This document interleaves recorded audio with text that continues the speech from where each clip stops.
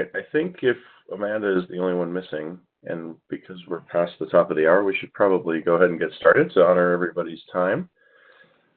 So welcome back, session 2 of Electrolyte Modeling Basics. Thanks for joining again, everybody. Hopefully you've had some time during the last day and a half to work through some of the cases, to look at the software. So we like to start the second day with any particular questions that you found or specific cases that you tried and want to know more about. So I want to just open up the phones to see if anybody has any initial questions to get us started, and then after that we can get into Diana's presentation material.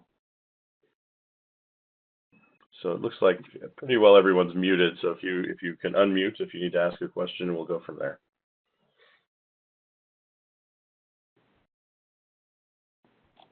I have a question for Razvan. Razvan, did you manage to install the software? I know that you were having issues with the trial serial number. And today we will be covering corrosion, so I wanted just to make sure. Well, I'm a colleague of him, but Razvan is out of the office, so I didn't talk to him. Oh, okay. Yeah, he was having issues, so that would be, I wanted to know. Same with Yang, did you get the material you were requesting, and did you manage to install corrosion analyzer? Yes, I was able to use the trial key to That's get it to show up. But still, after I installed it, if I don't open any saved document, it doesn't show up on my original action panel. But if I open the file that we worked on the class, then it shows up. Oh, that's interesting. Okay, but as long as you have the corrosion analyzer today, we'll be good. Yeah, I have it now. Okay, great. So any questions? I have another question. Oh, sorry, go ahead. Sure. If a chemical is not in the database, what do we need to go through to get it onto the database? Okay. Which chemical was this? Is a specific chemical in particular that you... Right now, I don't have any specific one, but I'm sure that I will encounter something. That was actually my question as well, and I was looking for a specific chemical, so to do with the thiosulfate system for gold leaching. So I noticed that none of the thiosulfate species are in the database. So could you possibly use that as an example? Thiosulfate. So it would be challenging to show a sample of doing that, of adding a component here. There definitely are ways to do it. We can either do it for you as part of the project to expand the data banks, or we have ways. We have a class that we've taught in the past. I don't know exactly what shape that's taking at the moment. We're trying to make that a little bit of a smoother process. So at the moment, there is a way that we could train you to add components, but it's involved. I mean, you've got to look at data regression and things like that. So you've got to have a pretty well-versed knowledge of how the software is configured. But there's a couple of ways to go about it, but it's not straightforward. Okay, so you wouldn't be able to show it in the class, but you can provide some sort of direction about how to do that? We could do, yeah.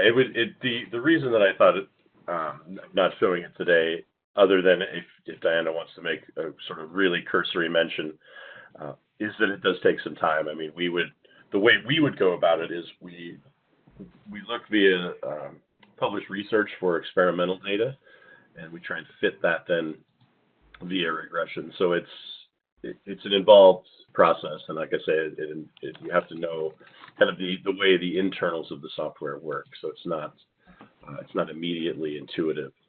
So we typically, the fastest way is to have our engineering team do it, our our database team. Okay. We have trained people via a 2 or 3 day course in regression to do that work. So it could be done. Okay. So would I just email somebody about that, or would you guys just?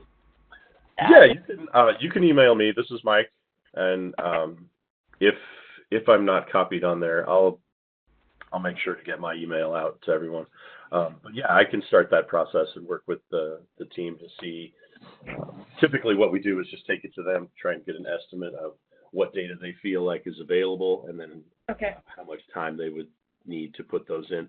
There's a lot of also sometimes they consider secondary and tertiary components. So if you've got a particular species that you're looking at, they will model that, but they also will say, well, this often interacts with these 2 or 3 different other chemicals. So there's different options depending on how involved you want the system to be, just to make sure that it's complete.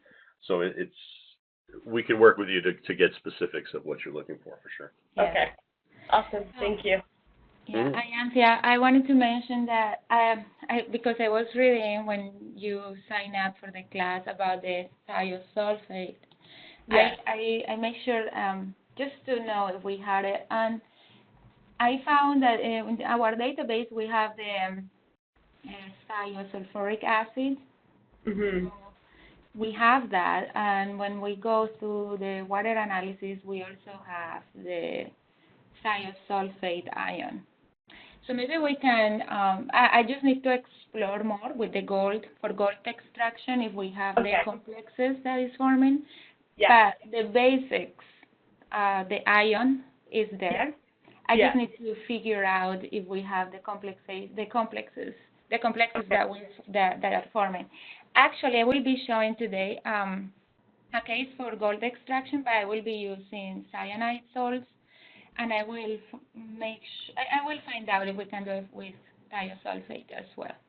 Okay, that would be great. We can also chat a little bit about what the different species that we see and things are, so that maybe we can provide a bit more context. Yes, to know which species are for, especially the complexes, because I'm pretty sure that's what you are interested in. The complexes. Yes, exactly. Yeah. Yep, thank you. So so far I know we had it. I did a little bit of research before the class, and I knew that we have that specific. All right. Okay, that sounds good. Thank you. Great, that's great. Okay. Okay, so if there are no more questions, I will continue. I will give a brief summary of what we did last time. We explored a little bit about the user interface, where to find the main quick action panel, the quick action buttons like unit manager and the names manager, which is very important whenever you have specific units or whenever you want to see the names of the components in a different way. We also explored the 3 data banks. We had questions about that, so I will explore a little bit more into that. We covered the single point calculations and the survey calculations. And today I will do a quick example for the dual calculations, dual survey calculations. And then we will go through water analysis, then we'll cover corrosion analyzer, Corvette diagrams, corrosion rates, polarization curves, and mixers. With these mixers, we are going to study water incompatibility, and we will learn how to do titration curves. And this session, I know I have a lot of experts in the call today, so if you want to know more about water analysis, or if I'm saying something that is not wrong, that is wrong, please just correct me. Go ahead, and I will be happy to learn from you too, because I know that we have JC that is in water treatment. I have Amanda that is a geologist. I have several people that are experts in this part. So I will be happy to learn from you guys. Okay, so we had questions last time about the framework. So I just came up with this. Actually, I was using this from AJ. He made this summary when to use which framework. So this is basically, in here you can see when can you use each framework. We have the AQ, the MSC, the MSC SRK, I also put down here, if you see in the corner, I also put what it stands for. So the MSc Mixed Solvent Electrolyte Framework, and when do we use it? For the water phase, we use the activity model by Bromley. The MSc uses the MSc, the Mixed Solvent Electrolyte Framework that was developed internally here at OLI. And for example, for the AQ, we use the species is H+, and for the MSc, then we have the hydronium ion. And I think Amanda was asking yesterday, what is the maximum salinity that we can apply each framework? So for AQ, up to 30 molal, and for MSc, we have that you can use up to fused salt. So very concentrated solutions, the MSc or MSc SRK can be used. The database size, the AQ has more than 6,000 species. The MSc is still is under development, and we try to add more and more species. Like for the case, if we don't have the thiosulfide complexes, we can always add more here. Why do we have more in the AQ? We have more species in the AQ because we developed this framework over 40 years. Like it's been 40 years ago since we started to develop this. And the MSc was just started in 2000. So that's why it hasn't really reached the amount of species that we have compared to the AQ. The next slide in here is whenever you have any of these cases, so if you have a strong electrolytes, any of the three frameworks can work. If you have high temperature, so the AQ is limited, the MSc can work, or the MSc SRK. Now, if you have high pressures, so the MSc SRK is the one that you should use. And these are different cases so that you have an idea when to use which one. And I hope that this helps for future applications that you may have. So that's what I wanted to just talk about, just to make emphasis on the differences and the rules for the different frameworks. And then, do you have any questions about this specific topic?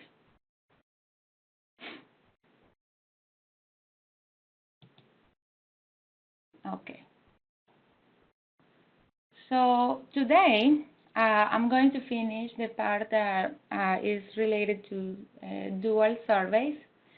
And what I am going to do with this survey is that whenever we want to explore the effect of two variables, so for example, temperature and pressure or temperature and composition, you can always see the effect of two variables in a specific property. So today I want to study the solubility of carbon dioxide in water as a function of both temperature and pressure. And I know that this is very important for oil and gas whenever we want to understand how much solubility of CO2 we have in solution, because it can cause acidic environments and then it can cause corrosion. Or the solubility of the CO2 can also help to either dissolve scaling or produce scaling depending upon the conditions. So we are going to continue in the same file that we created last time. And then the first thing, or the first step that we need to do is to create a new stream. Okay? And we are going to name this new stream dual survey.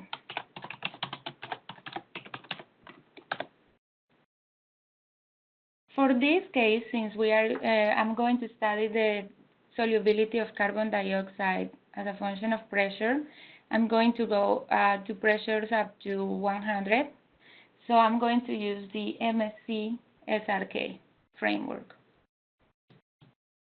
And the units, I will leave the default units that are metric batch moles. And for my chemistry, I want to add the following. So I will add CO2, 1 mole, the nitrogen, 1 mole. I'm going to add a little bit of a buffer, sodium bicarbonate, so let's add NaCO3, 0.1 moles. So the next step is to add a survey calculation. So we go to the right, add calculation, and then survey. And since I want to do a survey dual survey, so the first survey that I want to do is a survey by temperature and then by pressure. So we have this second button down here, and we can select pressure. And you can notice here that now this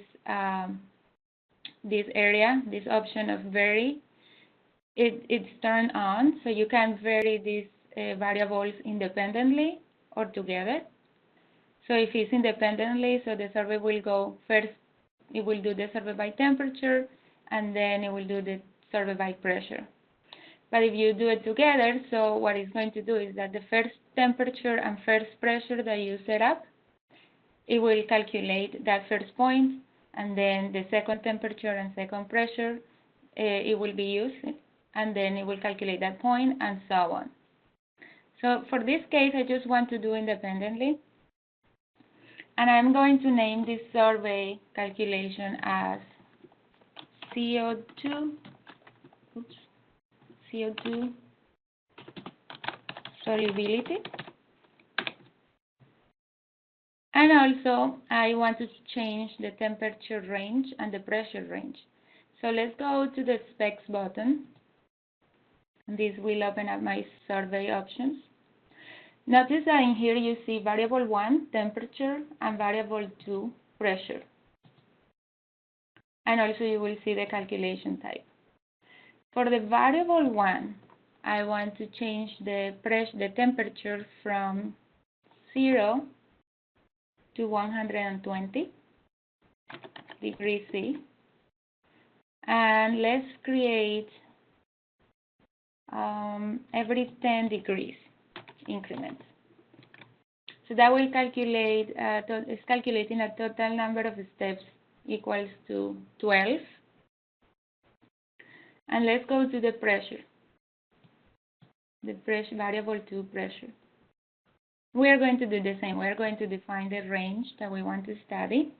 So let's start at 5 atmospheres and then change to 125 with 10 atmospheres of increment. That again will calculate a number of steps of 12. This number of steps of 12 means it will calculate 12 points plus the initial point, meaning a total of 13 points for this specific survey. So then let's click OK. And in the summary to the right, you can see that it has updated the temperature and pressure survey. And you have again number of steps plus the initial, it will be 13. Similarly here, 12 steps plus the initial would be 13. So this is creating a symmetric matrix of 13 by 13 with a total number of points of 169. Those will be the number of points that will be calculated. Then we are ready to calculate. And then we can go to the plot directly to see the results, and you can see here that the software starts plotting automatically. And the default plot is the phases amount. So let me move this here. So you can see here is the mass of liquid 1, mass of solid in grams, mass of vapor. However, I'm not interested in this solubility. I'm not interested in this phase amounts. I am interested in the solubility of carbon dioxide. So once it's done, what we are going to do is go to the variables button. And let's remove the current variables that are being plotted. So click up here in the Y1 axis. That will select all of the variables, and then click on the left row button, and then we don't have that anymore. So the next step is go and look for liquid one. Liquid one again is the same as the aqueous phase. We expand here. Okay. And I'm interested on the molecular CO2 dissolved in solution. So I will pick this CO2, liquid one, and I'll put it in the Y1 axis. Okay. And then we'll click OK. And I don't like this legend here on the top. So what I'm going to do is I'm going to click on my plot, anywhere in my plot, then right click, and I'm going to say allow layout changes. And I click on my plot again. You will see this dashed line that is shown. That means that now I can move this, and I can make this legend to the right, so that it doesn't interfere on top of my plot. Okay, so now what is this? What are these results telling us? These results are telling us that as we increase the temperature, let's say we pick this pressure. This pressure is 15 atmospheres. So as we increase the temperature, the solubility of CO2 is decreasing. And this makes sense because as we increase the temperature, what happens is that the CO2 is escaping more easily from solution. So that's why we see this decrease in the CO2 solubility. Now, if we pick a specific temperature, let's say 70 degrees C, you see that the solubility now increases as the pressure increases. So this is 125 atmospheres, the last point up here, and this is 5 atmospheres. So you see an increase in this solubility. And the reason why is that as we increase the pressure, this pressure is forcing the CO2 into the water phase. This is how we can interpret this plot. There is another way that we can represent this data in a more visual way, and that will be using our counter plot option. So if you see up here to the left, you see this like green, yellow, red icon. That is our contour plot option. So let's click on that and look what our new representation of data here. So this plot is telling me that my temperature and my pressure are the independent variables, and that the CO2, the amount of CO2, is being represented by different colors here, depending upon this range. The blue color is saying that is the lowest value for moles in the liquid one or in the aqueous phase. So we have 0.014 moles around this at high temperatures, and at high pressures we see a higher concentration or a higher amount of CO2. That will be 0.8 moles of CO2. Okay, so this would be how you study, or you can see in a more visual way, the CO2 content. Now you say, okay, I don't want to study the amount of CO2. I want to see how the pH is being affected by these two variables. So what you can do here is, again, you go to the variables button, and notice how for the contour plot, now the x-axis and the y-axis cannot be changed. For the x-axis we have temperature, and for the y-axis pressure, and the only thing that you can select is a contour variable. So let's change this CO2 liquid 1 to pH. So pH is found here in additional stream parameters. Expand and select pH. And select this right arrow, and replace the value, and then click OK. Now, you may say, oh, the pH is all the same at all pressures and temperatures. No, what happens is that this range that we are seeing here is too wide. It's going from 0 until 14, and maybe the pH changes are not very big in our system, so we need to change the range for this legend. And to do that, we go to the Options button in the corner, right corner, top right corner, and then in here you can customize your contour plot. You can do general customization. You can change how you want to show the legend, x-axis, y-axis, and the one that I am interested on is this contour option. Here is where we can define the scale for the colors that I want to represent here. And again, the red color represents 0 and the blue color represents 14, and that's too wide. So I will tell the software to identify the maximum value, the minimum value, and the maximum value of the pH. And then we click OK. And now this looks better. Okay, now we can actually see differences in the pH. So there is basically like a 2-unit difference in here in this pH range. And as you increase the temperature, when you don't have very much CO2 in solution, you have a pH, a very neutral pH, around 7.21. And as you increase the pressure in this part here, you have an acidic pH.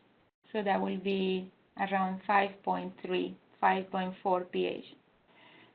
Okay, and the reason why you have a lower pH here is because this CO2 is forming bicarbonate ions in solution as it dissolves, and then it's producing H plus ions, and that amount of H plus will increase and subsequently will cause a decrease in our pH. Any questions about this contour plot or about any other variable that you would like to see using these plots? Are these numbers checked with the experiment? These numbers are checked with, yes.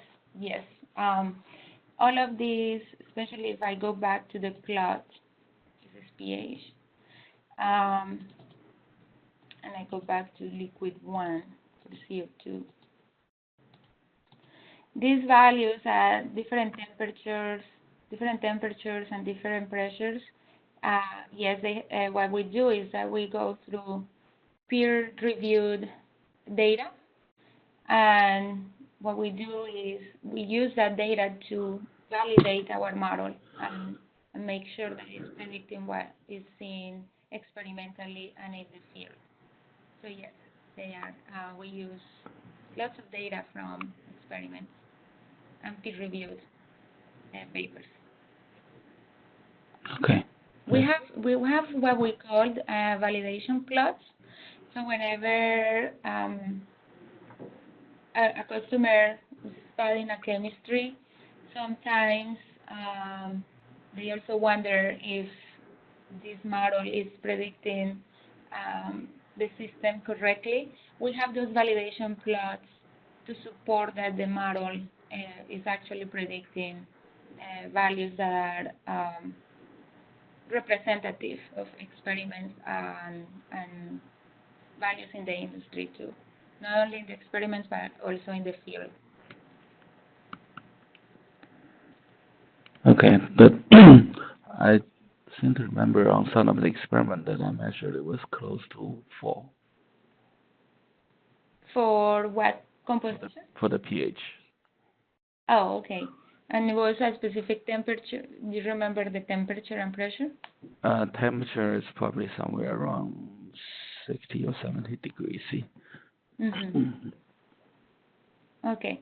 We can I would like to see the data and see the conditions, and we can validate again the model and see. Just go back to the software and see the prediction. Yeah, if there's any Remember, buffering capacity. It depends also of the model. I would say that for the CO2, the MSC is the best. We have calibrated the MSC model with a lot of CO2 and methane and H2S data. Okay. Mm-hmm. Another question is when it get to the supercritical, let's say I have a lot of CO2, not like this one model. Mm-hmm. When I get to supercritical CO2 state, does it still give me the correct calculation? Yes, that's the reason why the MSC SRK was developed, and that's the reason also why the MSC was combined with the SRK part, the Swabey-Redlich-Kwong equation, to predict the near critical and supercritical behavior of CO2, of very light hydrocarbons and CO2 and H2S when you have high pressures and high temperatures. I can provide to you a paper that we actually presented this year on NACE, where we explain how this model predicts this type of behavior, near critical and supercritical behaviors. Thank you. Mm-hmm. Okay. So this is the last example for survey calculations, and then what we are going to do is to move to a new topic, and that would be the water analysis tool. Okay. So for the previous calculations, we have focused on the molecular inflows. So we always enter sodium chloride or CO2, water as a molecule. And they are all neutrally charged. We know that they are molecules and it's good. In this part of the course, now what we will do is that we will focus on ionic inflows, and we will learn how to enter cations and anions using the object called water analysis. So it will look like this icon that you see here in the screen. When we review laboratory analysis of water samples, it is quite common for the cations and anions in solution to not balance. And this may be due to the precision limits of the various experimental procedures that are used to measure these ions, or some ions maybe they are not even analyzed. So these solutions must have a neutral charge. So what the software needs is to adjust or modify inflows in order to balance the charges and make the solution neutral. And this adjusting procedure is called reconciliation. And we will be talking about the different reconciliation options. We also have two more reconciliation options. This concentration data is the reconciliation when it does only electroneutrality. But we also have two other reconciliation options, that is the pH and the alkalinity reconciliation. So the pH and alkalinity of the solution are also frequently measured.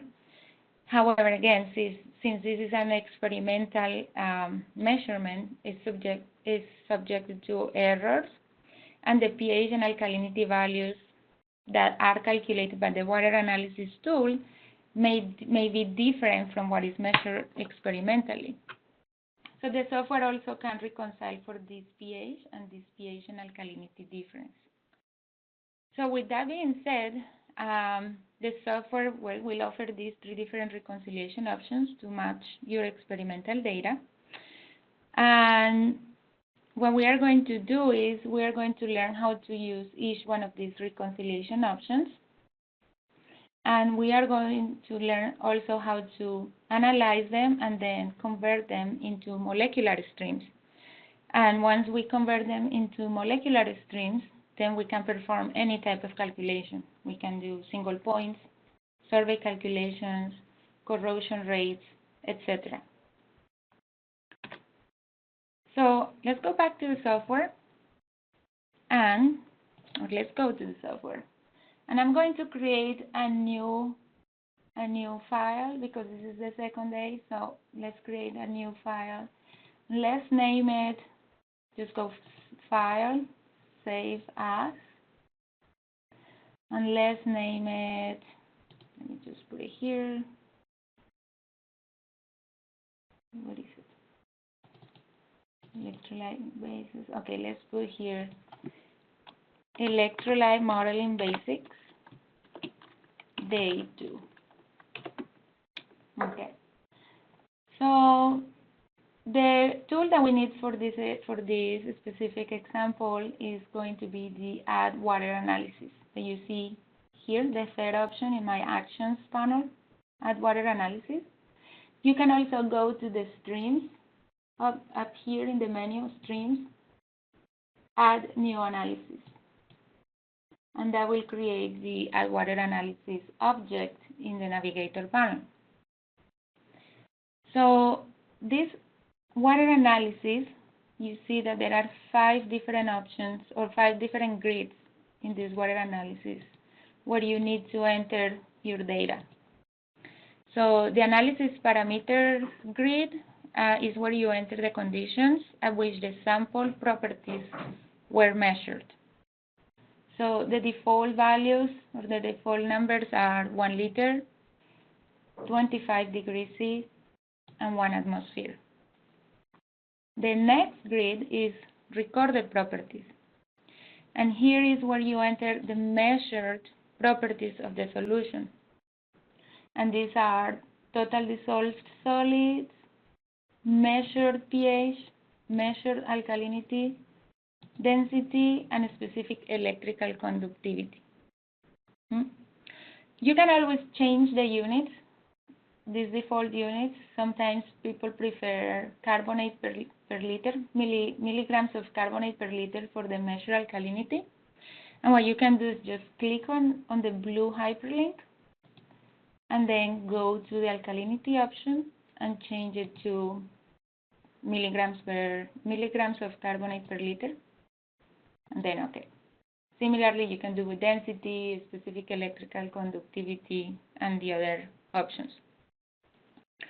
Now you see here neutrals, cations, and anions. And what you need to enter here is, for the neutral part, you need to enter any neutral species that is dissolved in water. And this could be CO2, H2S, any of these. Basically very similar to what we have been doing with the single point calculations. We just enter the uncharged molecule. Notice that also the grid, this water analysis grid, comes already pre-populated with some of the most common cations and anions. So, for example, for the cations, you will always find sodium, potassium, calcium, magnesium, etc. And for the anions, you will find chlorides, sulfates, etc. The most common that we have found in laboratory analysis for these water samples. So what happens if you don't have one of these? You want to add, for example, one cation, but it's not here, it's not already pre-populated. How can you enter that data? So if it is a cation, so you need to type the element followed by a plus sign and then the corresponding oxidation state. So let's say you found copper in your system. So you need to go and say, okay, copper is the element. And then I have a cation with an oxidation state of 2. And then I click enter. So that would be how you enter your cation. Now, let's say for anions, how do I enter this data? We don't have bromides here. How can we enter bromides? So what we need to do is, again, is just the element is an anion, and the oxidation state is 1, and then click enter. And neutrals is the same. If you have oxygen, so you need to enter oxygen O2, and you're good. So that's how you enter. Now, if for any reason you don't know what is the oxidation state of a specific cation that you want to enter, so let's say you want to enter gold, Au, but you don't remember the oxidation state, so what you can do is you type the element, and then you see this drop-down arrow here. You drop down, you click on it, and then you come here, and you see that there are the options for gold. So you can enter gold 1 or gold 3. It's telling you there are those two options. So maybe you think that due to conditions is gold 1, so you just select it, okay? And it adds it for you. Now, one last thing that I just want to mention here is that, let's say you misspelled a name. You enter by accident a name of an element that doesn't exist, or it was incorrectly typed. So let's say one of the components is for neutrals here is OLI, and then enter. So what the software is going to tell you, OLI is not a valid chemical, and when you, what happens is that the software is able to calculate this water analysis. So to fix this, you just click on the X, the red X, and it will select that invalid chemical, and then you just click. You just type or hit delete in your keyboard, and it goes away. Okay. So that's how you enter data in water analysis. And what we are going to do now is just move to an example of how to create and do calculations using the water analysis tool. Just a quick question. Yes, yeah. Do you have any questions about it? When you were adding the golden, the different, I think there was a list of different gold 1 and gold 3. Yes. Is there a difference between those, or? It will depend. Basically, it will depend of which oxidation state you think is more stable. No, like there's like multiple options for gold 1. Oh, I see. Multiple options for gold 3. So there is the option for Au plus and Au plus 1. So if you see here to the left, it says SYN. Yeah. It means it's a synonym of the Au plus 1. It's a different way to enter the same cation. Oh, okay. So it doesn't matter. It doesn't matter. If I select this one, the next one that is up here, it will be the same one. Oh, okay. Mm-hmm. Okay. Thanks. Yeah, it's just a different way. Probably some customers don't want to put the plus 1, so they just put the plus, but it's the same. It's a synonym. It's the exact same component.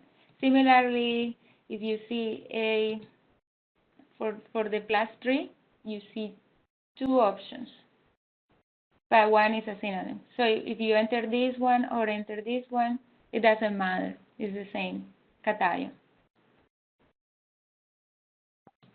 So as long as you're looking at the actual name there, and as long as the names are the same, then you'll get the same ion in the OLI name category? Yes. So you will see the exact same OLI name to the right. So if it's Au plus, you see golden ion, and Au plus 1 is the same OLI name. This is what really matters, the same OLI name. Okay. Mm-hmm. Thanks. Okay. So I'm going to delete this water analysis because I want to bring one with actual data that has milligrams per liter. So right click on it and then delete. I don't want it. So if you remember at the beginning of this course, I talked about the object library. And what we are going to do now is going to bring the object library because I want to use the C standard water analysis. So let's go to View, Toolbars, and select Object Library. Okay, and we should be under Standard Objects. Okay, now let's look for the standard seawater analysis. Should look or say exactly this name, standard seawater analysis, and then select it and let's drag it to the streams or in the, under the streams in the navigator panel. Just put it there.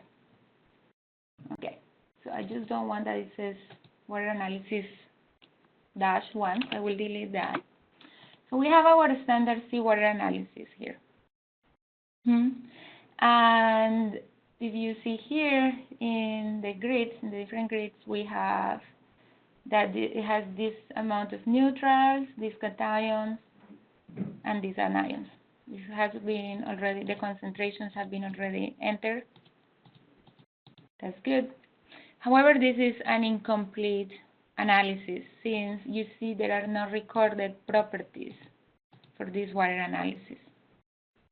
So what we are going to do is to enter some total dissolved solids. Let's say we had standard water, we measure the total dissolved solids, and that will be 3,600 milligrams per liter. Say that we measure a pH of 8.1 and that the measured alkalinity is 170 milligrams of bicarbonate per liter. Okay, so we already have completed this water analysis. Now the next step is to add a reconciliation. So to do that, you need to go to the reconciliation button, add reconciliation up here, or you can also go to the actions panel and say add reconciliation. In this case, I prefer the add reconciliation button here. So let's click add reconciliation. Now, in the navigator panel, you see that it is displaying a substream called reconcile. And this reconcile substream opens a new named tab that you see here that is named reconciliation. So what this reconcile substream is doing is copying the original input in my water analysis and it's just copying it in this substream. If we make changes to this reconcile, if we add a cation and an anion in this substream, it won't change my original water analysis. It will only do calculations at the substream level. So if you want to add and you want to make sure that this reconcile has always certain cations, just go to the standard seawater analysis and make sure you add it here to be copied down here. So that's what this reconcile is doing. It's just basically copying the information in the standard seawater analysis stream. Okay. Now notice that once we click the reconcile button, now you have these three different options for reconciliation. You have the not reconcile option, you have the reconcile pH, and reconcile pH and alkalinity. And I will describe these in a moment, these different types in more detail. Also, you see this calculate alkalinity box. And what is allowing you, or what it will allow you, is to calculate, based on the concentrations that you enter here, the alkalinity value. This, you can see it as alkalinity single point calculation that we covered last time. Okay, so let me bring my slides, and I'm going to explain explain the reconciliation options so that we are a little bit more clear about this. So the not reconcile option, what it means is that the software will do an electroneutrality reconciliation only, based on the concentrations that you enter. The software needs a neutral solution, and what it will do is, okay, it will make sure that the cations and anions are balanced, and once they are balanced, then it can measure property, it can tell you, it can calculate properties such as pH, density, conductivity, etc. So that is only based on the concentration data that you enter. For the reconciled pH, now what the software is going to do is, again, it's going to do an electroneutrality reconciliation, and then it's going to match your pH. So it's going to add chlorhydric acid, sodium hydroxide, in order to match the measured pH that you enter. And finally, you have the reconciled pH alkalinity. And again, now in this case, it does electroneutrality, it matches your pH, and now it matches your alkalinity value. And to match your alkalinity value, what the software is going to do is going to use CO2 as the alkalinity titrant, and it's going to use sulfuric acid as the alkalinity pH titrant to reach the 4.5 alkalinity endpoint pH. Okay, so these are the differences, and then we will do a calculation for each one so that we see what the software is doing, and we get a better understanding of these different reconciliation types. Okay, so I see that it's 9:53. So before we start, I guess maybe we should take a break of 7 minutes and be back at 10, and then we can continue with this.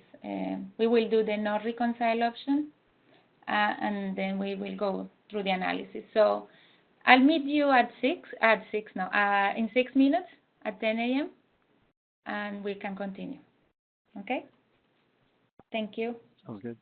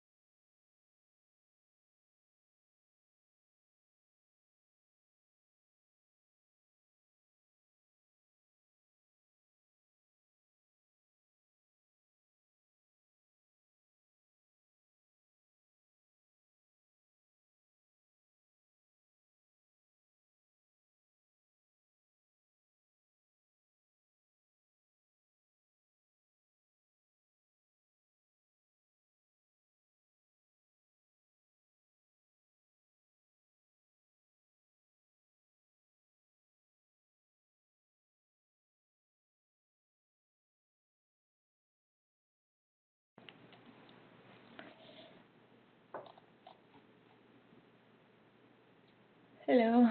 Need some water.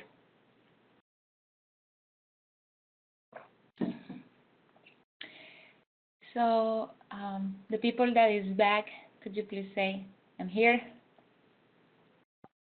JC here. Agencia here. Well, here. Yeah. I'm here. Samir here. Good.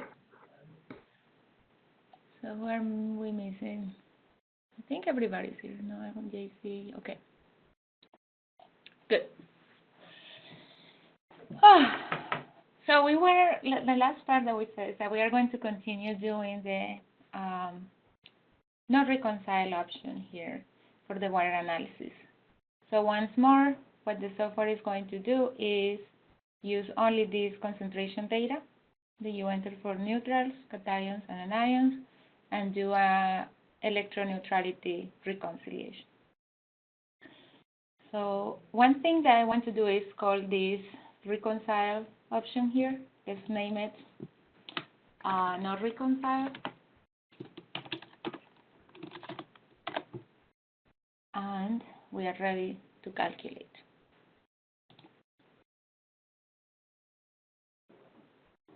Okay.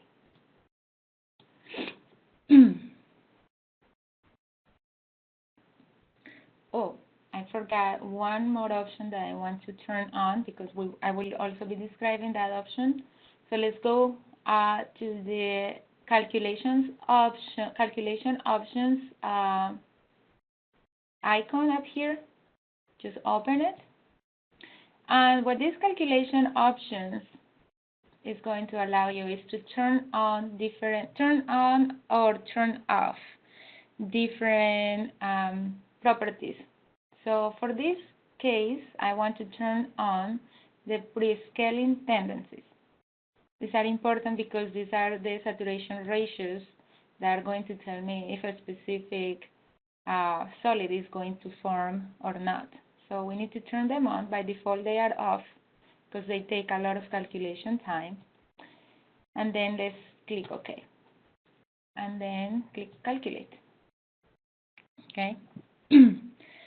So we'll wait for a moment. And what we are going to see now is the summary box. Okay. So the summary box, it has different pieces of information that is very important to understand. So the first piece of information is what we call the charge balance or electroneutrality information. So this part is telling me that, or is showing me that there is a total equivalent charge. It's telling you how much of the cation charge you have, the anion charge, and the imbalance. So in this case, we are having an imbalance of minus 1.3 times to the minus 3 equivalents per liter. We here 10 to the minus 4 equivalents per liter. And this is indicating that there are more cations are being needed in order to reach electroneutrality. The software is calculating that we need 2.99 milligrams per liter of sodium ions in order to balance the solution. And once the software finds that this is the amount that we need to add, the software will add it in order to reach neutral charge. Okay. Now, there is the calculation type information. In this case, it was an isothermal calculation at 25-degree and 1 atmosphere. In here, you see the phase amount. So it's telling you, okay, in the aqueous phase, you have this many grams, and you form some solids, very small amount of solids that you see here. And we will find out what solids are these. And finally, the aqueous phase properties, so pH, ionic strength, density, etc.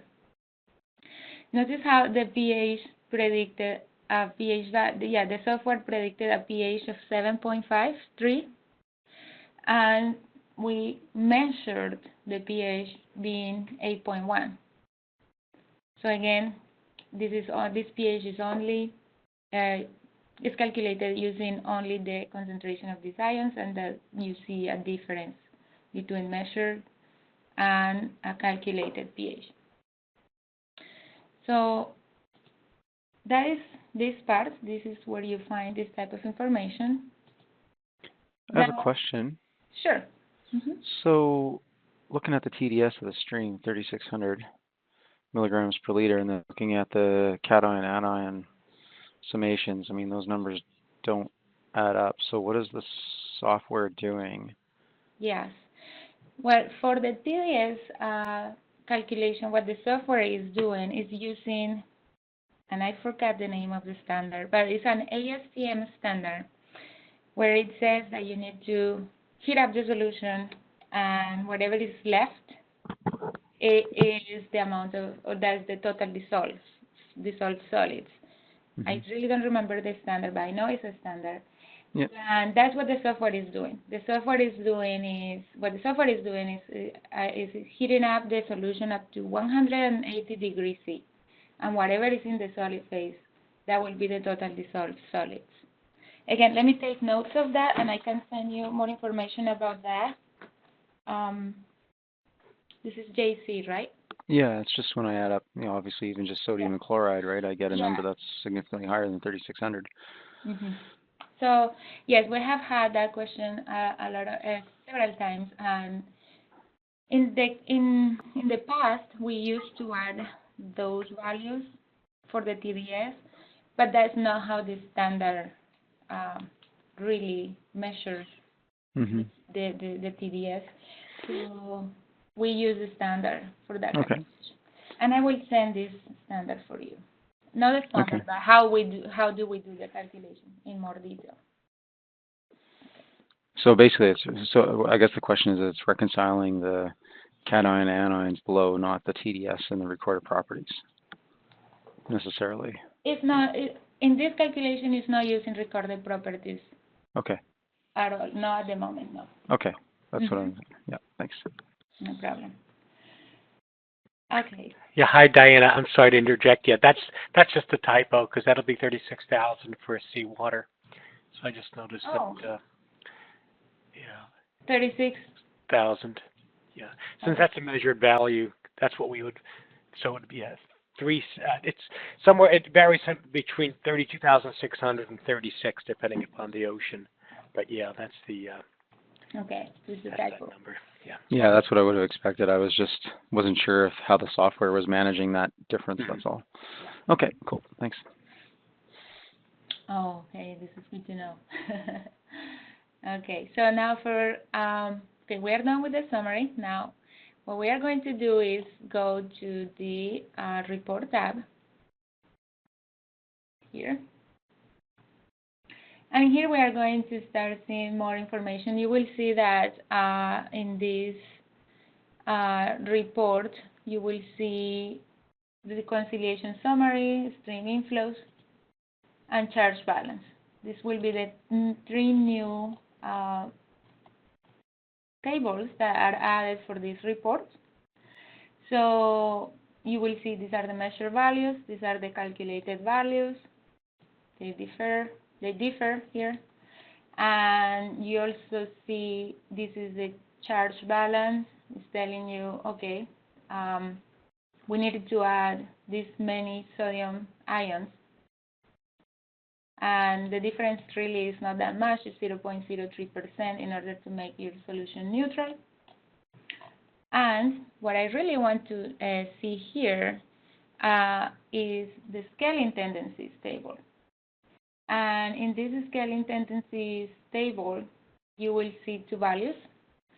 You will see the post-scaled part or column, and then you will see the pre-scaled column. And these are basically telling you, okay, for the post-scale value, it's telling you a value of 1 are the solids that are going to be formed. And this is basically, you can see it as the saturation ratio after all potential solids come to equilibrium with water. And this is the true equilibrium condition when time is very, very large, it goes to infinite. So the software is calculating that calcite and barite are being formed. The prescale represents the condition before any solids are allowed to form. And this can be seen as, you can see this as all these species are suspended in solution. It's like a supersaturated solution. And this is a non-equilibrium condition at where time is equal to 0, like at the very beginning. That's the very condition that you see there, where all the species are suspended in solution. So that's the difference here. This is true equilibrium, and this is at time 0, where you have like a supersaturated solution. And you see that, again, these values, I will explain this in a moment with more detail, but anything above 1 will be the component or the chemical that will, not the species that will be precipitating out. So let me go back to the slides. And this is what the software is doing. What the software is doing is calculating the scaling tendencies as the ratio between the ion activity product divided by the equilibrium constant. So you have this saturation ratio or this scaling tendency. So depending how the software is calculating, if it's calculating the equilibrium condition, it will give you the post-scale value. And if it's calculating the non-equilibrium conditions, so then it will give you the pre-scale tendency. The scale tendency below 1 indicates that you have a subsaturated solution and solids will not be expected to form.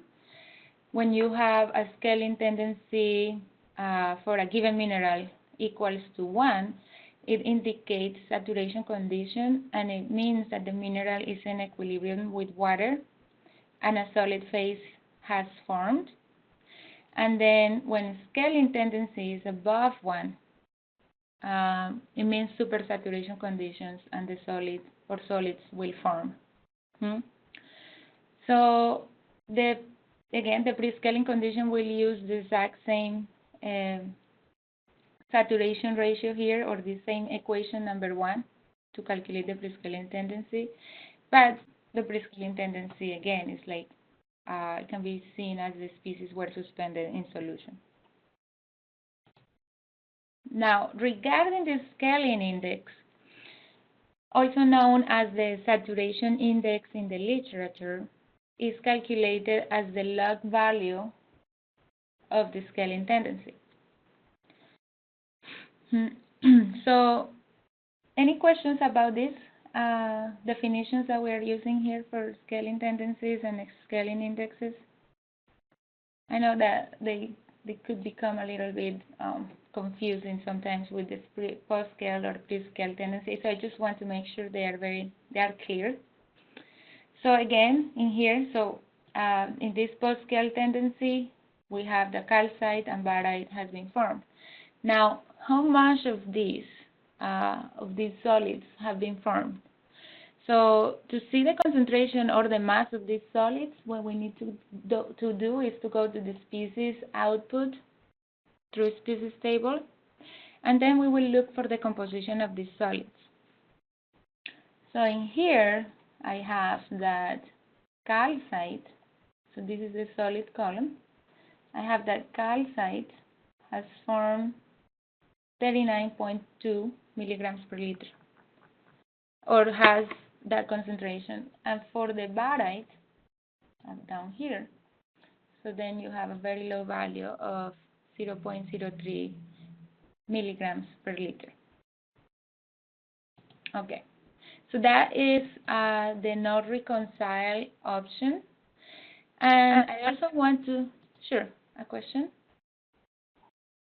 Do we have a question? I heard somebody. It was me beeping. I'm sorry, Diana. I just came in.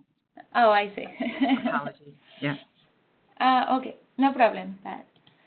So for this not reconcile option, you can also you have the reconciliation tab. We have checked the report, and now we have the molecular basis tab as well. So let's click on this molecular basis tab. And you will see here that the information contained in this tab is the molecular composition of the solution after it has been reconciled. In other words, what the software has done is that it has converted your these ionic inputs, it has converted them into a molecular representation or into a molecular stream. So you can use this molecular form as a new stream in OLI Studio. And to do that, when you can use this Add a Stream button. And if we click this as a stream button, so then it will bring this window where you can give it a name. So in this case, we will say that this is a standard seawater molecular. And in here it's telling me, okay, I want which phases do you want to include? Do you want to include all of them, or you want not to include the solids, vapor, etc.? And then you click OK. Sorry, how did you get to that pop-up window?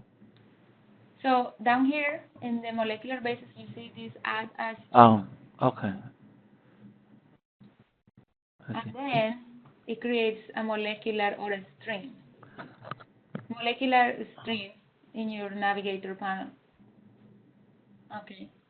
Another option to do the same is you go to the not reconcile substream here, right click on it, and click on add a stream. And it will ask you the same. It's just doing the same. So in here you will write standard seawater molecular, which phases you want to include, etc. So you have two options to do the same down here, or right click on the reconciled option, add as a stream. And again, now that you have this standard seawater in a molecular representation, you can do any of these calculations. You can do mixer, single point, survey, chemical diagram, stability diagram, etc. So that is an option that is very useful whenever, for example, you have this is a produced water and you want to understand the corrosion rates of carbon steel with this produced water. So you can also add a corrosion rate and study this chemistry for the corrosion of carbon steel. I will show this in more detail later. I just want to show you the importance of converting this into a molecular basis. So that is the not reconcile option. Okay. We're going to move to our next calculation, and that will be the select reconcile pH option. So I'm going back to the software, and I'm going to delete this standard seawater molecular. I don't want it there at the moment. And I'm going to copy this not reconciled substream, right click on it, copy. I go to standard seawater analysis, click on it, right click, paste, and it will create my new reconciliation substream. I'm going to name this as reconcile pH. Okay. And I guess since I made a typo here for the 3600, so let's put one more zero for that TDS value. Okay. Then I'm going to select the reconcile pH option. And you will see here that what the software is doing is, okay, we are going to match your measured pH. So the software is going to add either a base or an acid to match that pH, and the default values or the default chemicals are the HCl and sodium hydroxide to match your pH. Another thing that I want to do is to calculate the alkalinity. This will be like calculating a single point calculation for the alkalinity value. So let's click on alkalinity. And now notice that two more rows appeared. It's saying I'm going to reach in order to calculate the alkalinity, the endpoint pH is 4.5, and I will use sulfuric acid to reach that pH for alkalinity. And the last option that I want to turn on is the pre-scaling tendencies. So I go again, sorry I went too fast. I go again to the calculation options and then go to pre-scaling tendencies. Then click OK. So we have the reconciled pH, alkalinity, and we also turn the pre-scaling tendencies on. And then we're ready to calculate. This will take a few seconds. Any questions so far of how we set up this reconciled pH option? So the difference between the no reconcile and the reconcile pH, can you just go over that a little bit? If it's not actually using any of the measured data in the first example, then why do we have to actually put that in, or? If you are using the not reconcile option, you don't need to put them. It won't use them. Oh, okay. But let's say if you have them and then you want to understand differences, okay, maybe the pH that the software calculated is a little bit too low, but you trust your measured pH, so you can always change to reconcile pH and see how different the calculations are, and just play with the different options until you're happy with the best representation of your water analysis. Okay, thank you. But if you always use not reconcile, there is no need to put any of these recorded properties.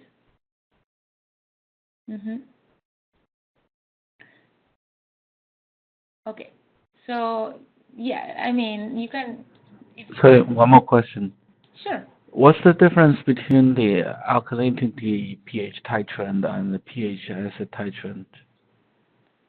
The pH, okay.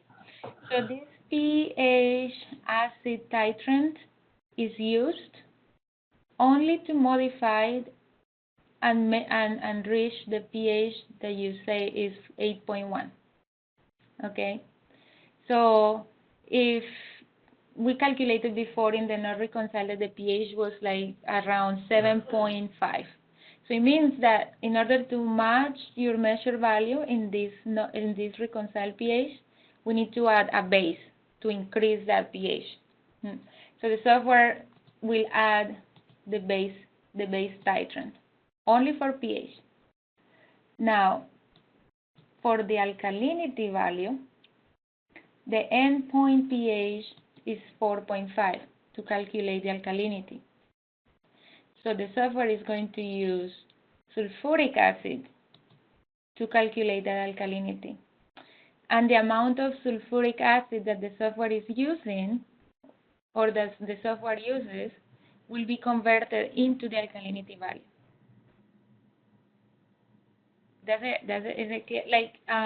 These two rows here is only for the alkalinity value, and this pH titrant is going to be used to match your pH value.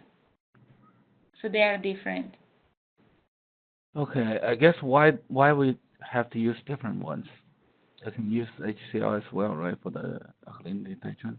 You could, but this is just by default. But you can always select another acid if you want. So if you click next to the sulfuric acid, it will tell you can add HCl or nitric acid to reach that endpoint. It is my understanding that by default, sulfuric acid is used to calculate or reach the endpoint pH. So that's the default that the software is using.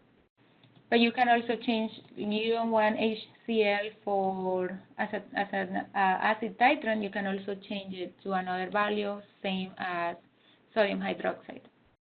You can always add another base or another acid to do that. But yes, you could put HCl. Okay. Okay. So coming back to our results, so okay, now the pH is the measured pH, similar to the measured pH. Let's go back to the report. And now in here in the reconciliation summary, we can see that, again, pH is the same as measured as calculated. And to reach that pH, the software added sodium hydroxide. It added 57.15 milligrams per liter of sodium hydroxide. And to reach the alkalinity value of 100, in this case, no, we didn't do alkalinity, reconciliation by alkalinity, but for calculating the alkalinity, when we turn it on, it's calculating a value of 254 bicarbonate, milligrams of bicarbonate per liter, compared to the measured values. So they are very different in here. And it also calculated the density of your solution. So that will be the reconciliation summary. We can also go to the scaling tendencies table. And in here you will see that, again, the two solids that are forming are calcite and barite. And in the species output, you will see the concentration of calcite and the concentration of barite. Okay. So this is how the pH, the reconcile pH option is calculating the values, is matching my pH. Now, let's run the last one, that will be the reconcile pH, alkalinity, pH and alkalinity, to see what is different here. So what we are going to do, just let me bring here. So what we're going to do is, again, we're going to copy the reconcile pH, and then we go to standard seawater analysis, and then paste. And we are going to rename it reconcile pH and alkalinity. Okay. So let's change reconcile pH and alkalinity. And notice that now several things have happened here. So the calculate alkalinity option, or the box that was here before, is grayed out. The reason why is because we don't want to calculate alkalinity now. We want that the software matches our alkalinity value that we have entered of 170 milligrams of bicarbonate per liter. So it's no longer needed, the option of calculate the alkalinity. And additionally, the software is saying, okay, for these two reconciliations, you need to tell me, or you need to enter these two values, measure pH and measure alkalinity. And it's also fixing the endpoint to 4.5. And to match the alkalinity value, it's going to use this alkalinity titrant CO2. So it's either going to add or remove CO2 from the solution. Okay. So then we are going to turn this prescaling tendencies, okay, and we're ready to calculate.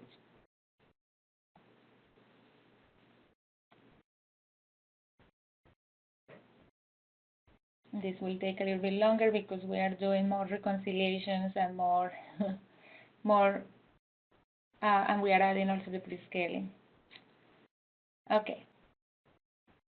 So let's go to the report tab, and let's notice here, okay, for pH 8.1, and my alkalinity value 170, 170. To reach the pH of 8.1, now the software added 0.7 milligrams per liter of sodium hydroxide, and to reach the alkalinity value, it had to remove CO2, remove 32.05 milligrams per liter in order to reach the alkalinity value. So if we go to the scaling tendencies table, again, the calcite and barite will change, or will still form, but you see that in the species output table, you have a different concentration of calcite here. In the previous calculation, we calculated that the calcite was 170. So in this case, this value of calcite is 104 milligrams. This is 70 milligrams per liter lower than the previous calculation. Question. Yes. I think I missed something. My report only have the post scale, no other thing, no other columns. Sure. So when you are in the reconciliation option, you go to the calculation option Okay. and go to the prescale tendencies. I see.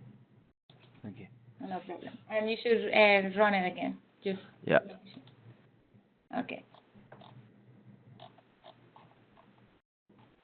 And okay, I was in the species output, and in here you again will see the concentration of calcite that is being calculated and the concentration of barite that is being calculated. And I don't know where barite is. I don't find it. There it is. Okay. So you can always get a lot of information out of these tables. If you want to know, you maybe want to know more information, and you want to know more tables or to see more tables in here, you can always go to the customize option, and these are all of the other tables that you can also turn on for your reference. So if you want the species K values, you can always add them in your table, species K values. And here you will see the equilibrium equations and the K values that the software is using. This is important, for example, if you want to double check the saturation or the scaling tendency values that we calculate. So these are the equations. Okay. So this ends the section of water analysis. But before we move to the next section, do you have any questions about this?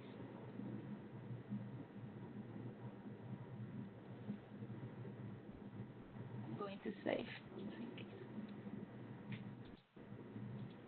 Also, I want to make sure, I know we have, let's see, I have Noel as a metallurgist, and I also remember there was a person that was interested in corrosion rates. I just want to make sure who is the participant that is interested in corrosion rates, because what I want, the next section that I have here is the mixers.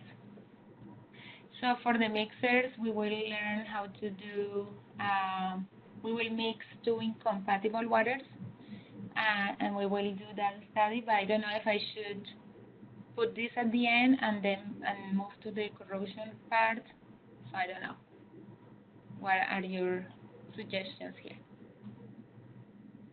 I think I would like to know about the mixer. Okay, so we can spend, yes, okay, definitely. We can continue with the mixer part, and we will have the last hour to do the corrosion analyzer tool. Okay, thank you. So the mixers. The mixer is the following tool that we are going to learn how to use in the software. I find them very, very, very useful. And there are there are with this mixer tool, you can use either molecular streams or the reconciled streams that we were creating in the water analysis. And you have different mixer options. You have the single point mix, which is useful when you want to know what happens to the solution properties when you mix, for example, 1 liter of stream A with 1 liter of stream B. You also have the volume option, the ratio option, the multiplier option, and I will describe this in more detail. But let's start then with our first example. That would be mixing 2 incompatible waters. And this will be a little bit more hands-on. What I want you to do is to create 2 different water analyses. One would have high calcium barium content, and the next will have high bicarbonate sulfate content. Okay, so how can I do this? So we are going to create these 2 waters, and I need to, let me see. I need to split my screen, I guess, so that I can show you.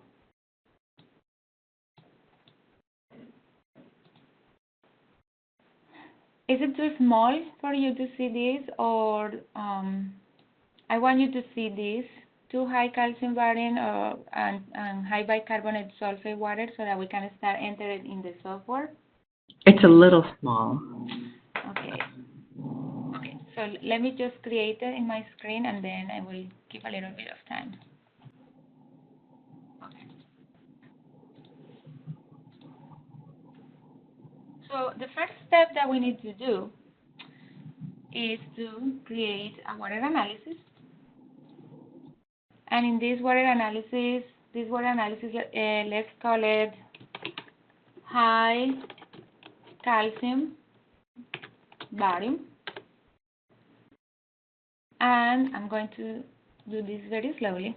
So temperature, the pressure will be 1, temperature would be 22.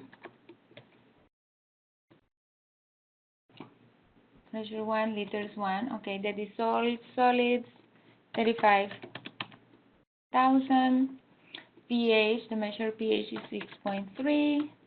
The density is 1.025. For my neutrals, and I'm also going to make this a little bit bigger. For my neutrals, I'm going to enter 25 milligrams per liter of SiO2. For sodium, I'm going to enter 10,000, 350, 2,000 of calcium. For magnesium, 800. For strontium, 300. And for barium, 150. Okay. Then for anions, I have chlorides, 21,000. Sulfates, 0.5. And bicarbonates, 26. Please let me know when you are all done with entering this data. Yes. Good here.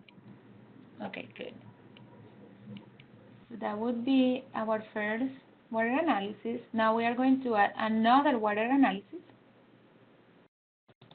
Double click. And we are going to name it high bicarbonate HCO3 / sulfate. Temperature 22.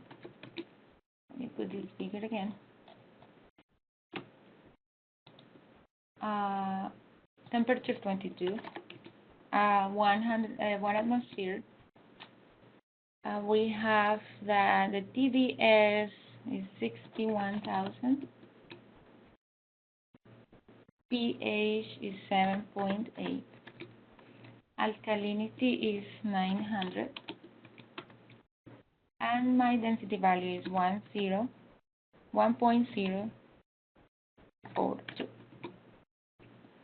For neutrals, we have SiO2, that is 10. And for cations, sodium cations, 23,000. Potassium, 200. Calcium, 25. Magnesium, 15. Strontium, 10. And barium, 0.05. Perfect. For chlorides, 35,000. Sulfites, 2,000. And bicarbonates, 950. Okay, so again, let me know when you are done. Yep. Yep. Done. Perfect. So, what we're going to do now is, now that we have created these two water analyses, we're going to use the add reconciliation and select the not reconcile option and calculate it. And same for the high bicarbonate, add reconciliation, not reconcile option, calculate.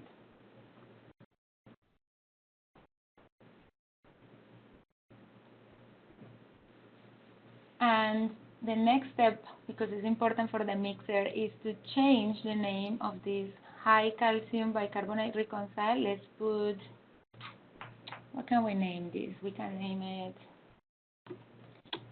mixer, mix calcium / barium. And the next one, we are going to name it mix bicarbonate sulfate. Perfect. Okay. So they are both reconciled. It's important that they are both reconciled. Next, let's click on the streams global streams level up here.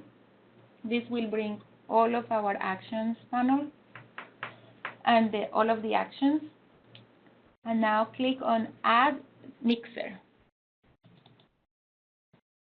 Okay. Now that you have this mixer, you have the option to select the reconcile streams that you have created. Now, because we previously did the standard water analysis, we see the reconcile pH, pH alkalinity, pH and not reconcile.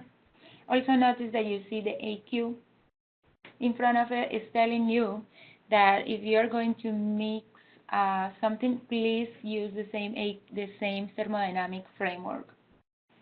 So let's double click in the mix calcium barite, and it will send it to the right, and then click on the mix bicarbonate, and then these are the two that we want to mix.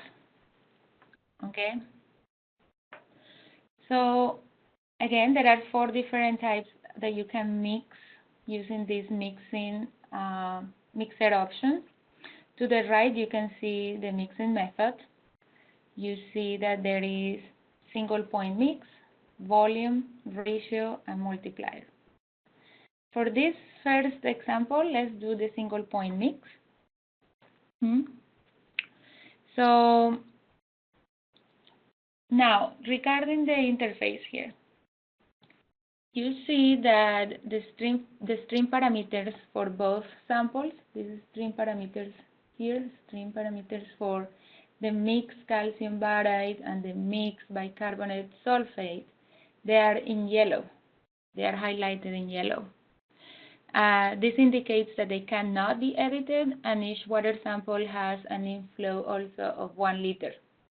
This comes from the previous reconcile, so if you want to change these properties, you need to go back to your reconcile and change the temperature and pressure. of these stream parameters for each one of the streams or the reconciled options. Now, you see that the inflow, these values, 25 degrees C and 1 atmosphere, these are the values for the mixer.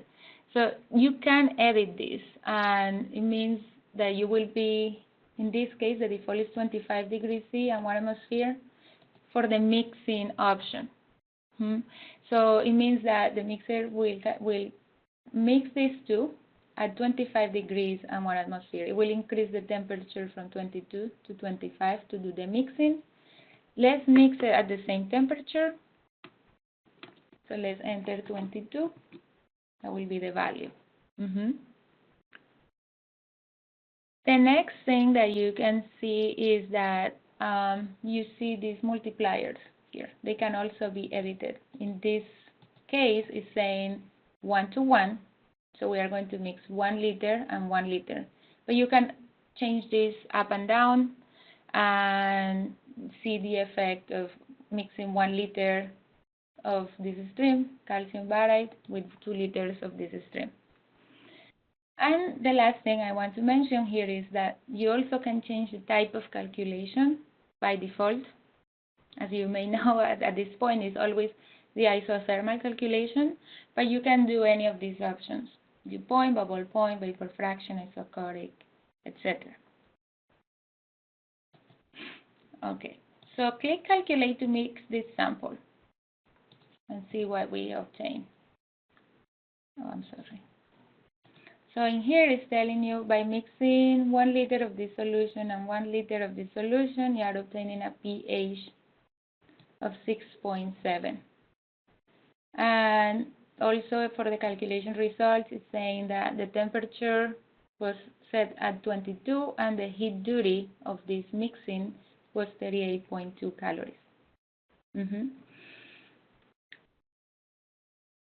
Okay, and in the report, you can also see more different results that we are already familiar with. In here, it will tell you when you mix 1 liter and 1 liter of this water, these are the solids that are being formed. And you can see how much of each one was formed in moles in the species output table. Now, I was saying that there are more mixing options, more mixing methods. And this is a quick summary of what the mixing methods do. For the volume mixing method, or the mixing type, what you do is one stream, let's say one stream, the stream 1 stays constant, while the volume of the second stream changes within a range that you specified. You say, I want to change the stream number 2 from 1 liter to 10 liters. So that's what the volume does. In the ratio option, so both streams change at the same time. And what I mean by that is you have a stream 1, so you start with stream 1 at 100%, stream 2 is 0%, then stream 1 is 90%, and then the stream 2 is 10%, and so on. So they both change at the same time. And the multiplier option is very similar to this volume. Is going to be that the stream number 1 stays constant, while the other stream changes using a multiplier. And again, the range of the multiplier is given by the user. Okay, so what we are going to do now is to do a ratio mixing method in order to see the water incompatibility. And let's do really quickly this example so that we can go for a break. So what we are going to do is go to mixing method and select ratio. Now notice that the calculate button became red, and this means that a stream needs to be selected in order to be adjusted relative to the other one. So go to the specs button and select the bicarbonate sulfate stream, and then go to the survey range. Okay, and now we are going to vary this from 0 to 1, or from 0, this is fraction, so it will be 0% to 100%. And increments of 0.1 is good, so we will leave this default range. And again, notice that this is very similar to what we have been doing before. You just select, and here you enter the data for the ranges. Okay.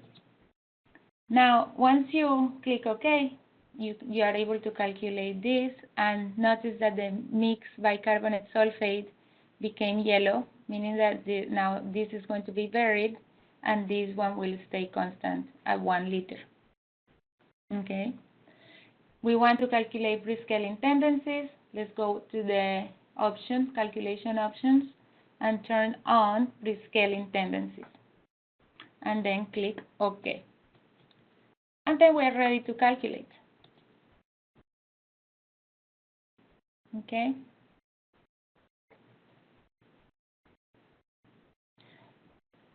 Once the calculation is done, then we can go to the plot tab. And this plot tab will be blank because there is no default, there is not a default variable set in here. We need to define the variables that we need to study or that we want to study. So to do that, we go to the variables button, and we are going to select prescaling tendencies. So expand prescaling tendencies, and select the dominant prescaling tendencies. Dominant prescaling tendencies is the 5 solids that have the highest numbers and that are the highest numbers according to the software. So we have all of these possible solids that may form, but the software is selecting the dominant, and that will be the 5 most dominant solids, or the ones that have the highest prescaling tendency ratios. So we click on that, and then put it on the Y1 axis, and click OK. And in here, you can see that barite has the highest prescaling tendency value, and it has around 0.4 ratio. It's very big. It's 754. It's very huge for prescaling tendency. So since this value is very, very high, I will hide, or I will just make sure to not show this. Now, we know that it's high, but I'm going just to right-click on it and select the option hide. And that will let me see the other ions or the other solids that are being that are precipitating out. So again, when these two waters are being mixed at 0.4, around 0.4 to 0.6, are predicted to reach a maximum supersaturation value with any of these solids. And of course, the barite that we just removed. So anything above 1 will form. So let's just select from 1 and show that. That would be, yeah, from 0.1, you will see that the scaling tendencies start going above 1.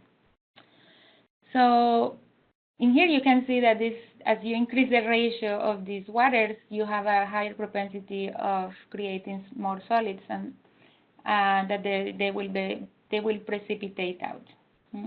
So this is a very good tool where you can see how much of one stream can be mixed to the other one to avoid or to be below 1.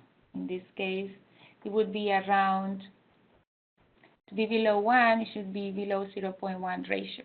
To avoid that, or go to the extreme down in this side, where you will see that. No, actually in here is also will have the propensity. This solid that you see here, the orange one, it doesn't have a propensity to precipitate out. Okay, so any questions about this incompatibility of waters? Just regarding the software, so how do you get the first line to come back if you want to get it to come back? Oh, so The okay. one that we hid. Yeah, the one that we hid. Let me. This is. It's a good. I knew how to do that. Oh, okay, I remember. What you need to do is just go to the default. Oh no.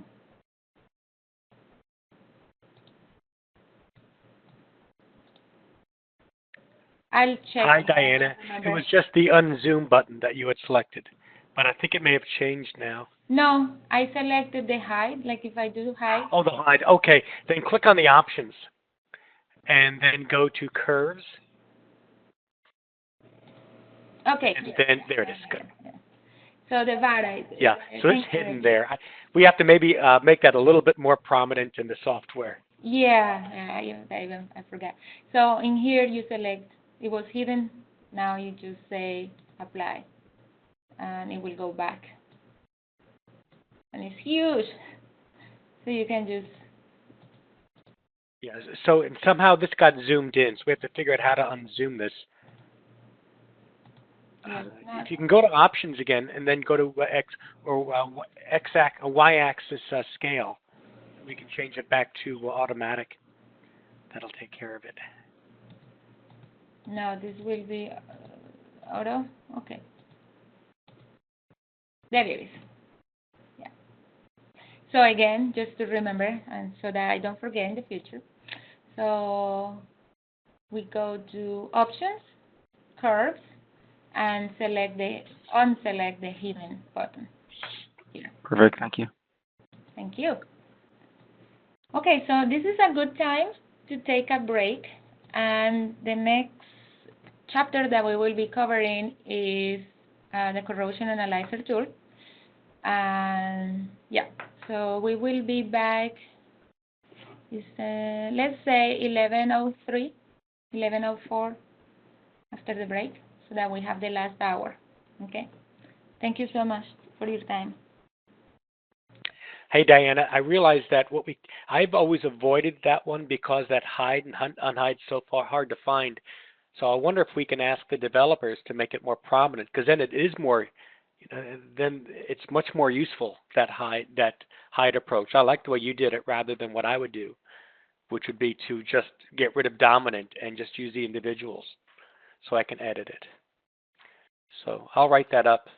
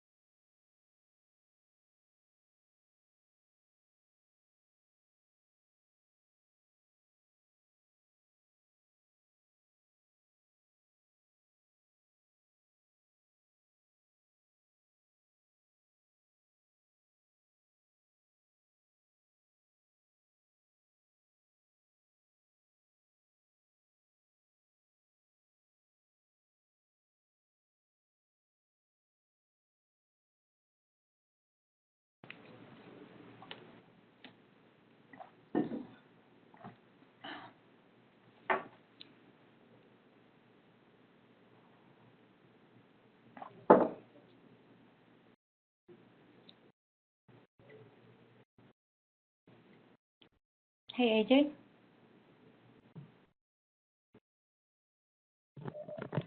Hi, Diana. Sorry, you were talking to me before, and I didn't realize I was muted, so I was Oh, talking that's to okay. myself the whole time. Yeah. So I will submit that to the developers to make it a little bit more easy. Yeah. Mm-hmm. Yeah. So we'll send it to Chris. I don't know if it'll get high priority. Yeah. But what's interesting is that because I don't use it and you use it, I realize there's a lot of value there. But I've been avoiding it because it's hard to find the unhide button. So maybe just one small switch could actually unlock a lot of value. Yes. Utility. Yep. Okay. Cool. All right, I'm still here. Pat had to go, but I'll be here till noon. Okay. Sure. Okay. Thank you. Great. Bye. Yeah. Okay. So we are back. Please say hi if you are here. JC here. Okay.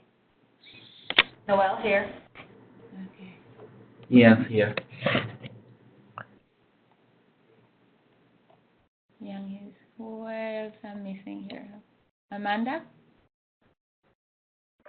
I'm here. Okay. And I'm here.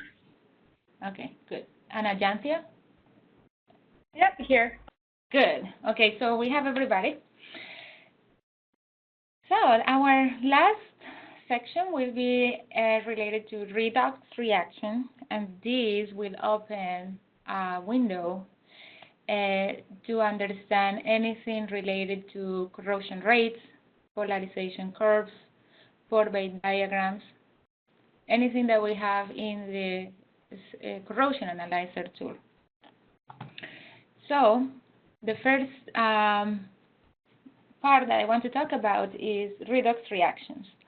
And redox reactions are also known as half reactions and are a type of chemical reactions that involve transfer of electrons between two species. So we can tell that there has been a transfer of electrons if there is a change in the oxidation number of the reactants and products. In here, I'm giving an example. I don't know, when I show my mouse, can you see when I move my mouse on the slide? Yeah.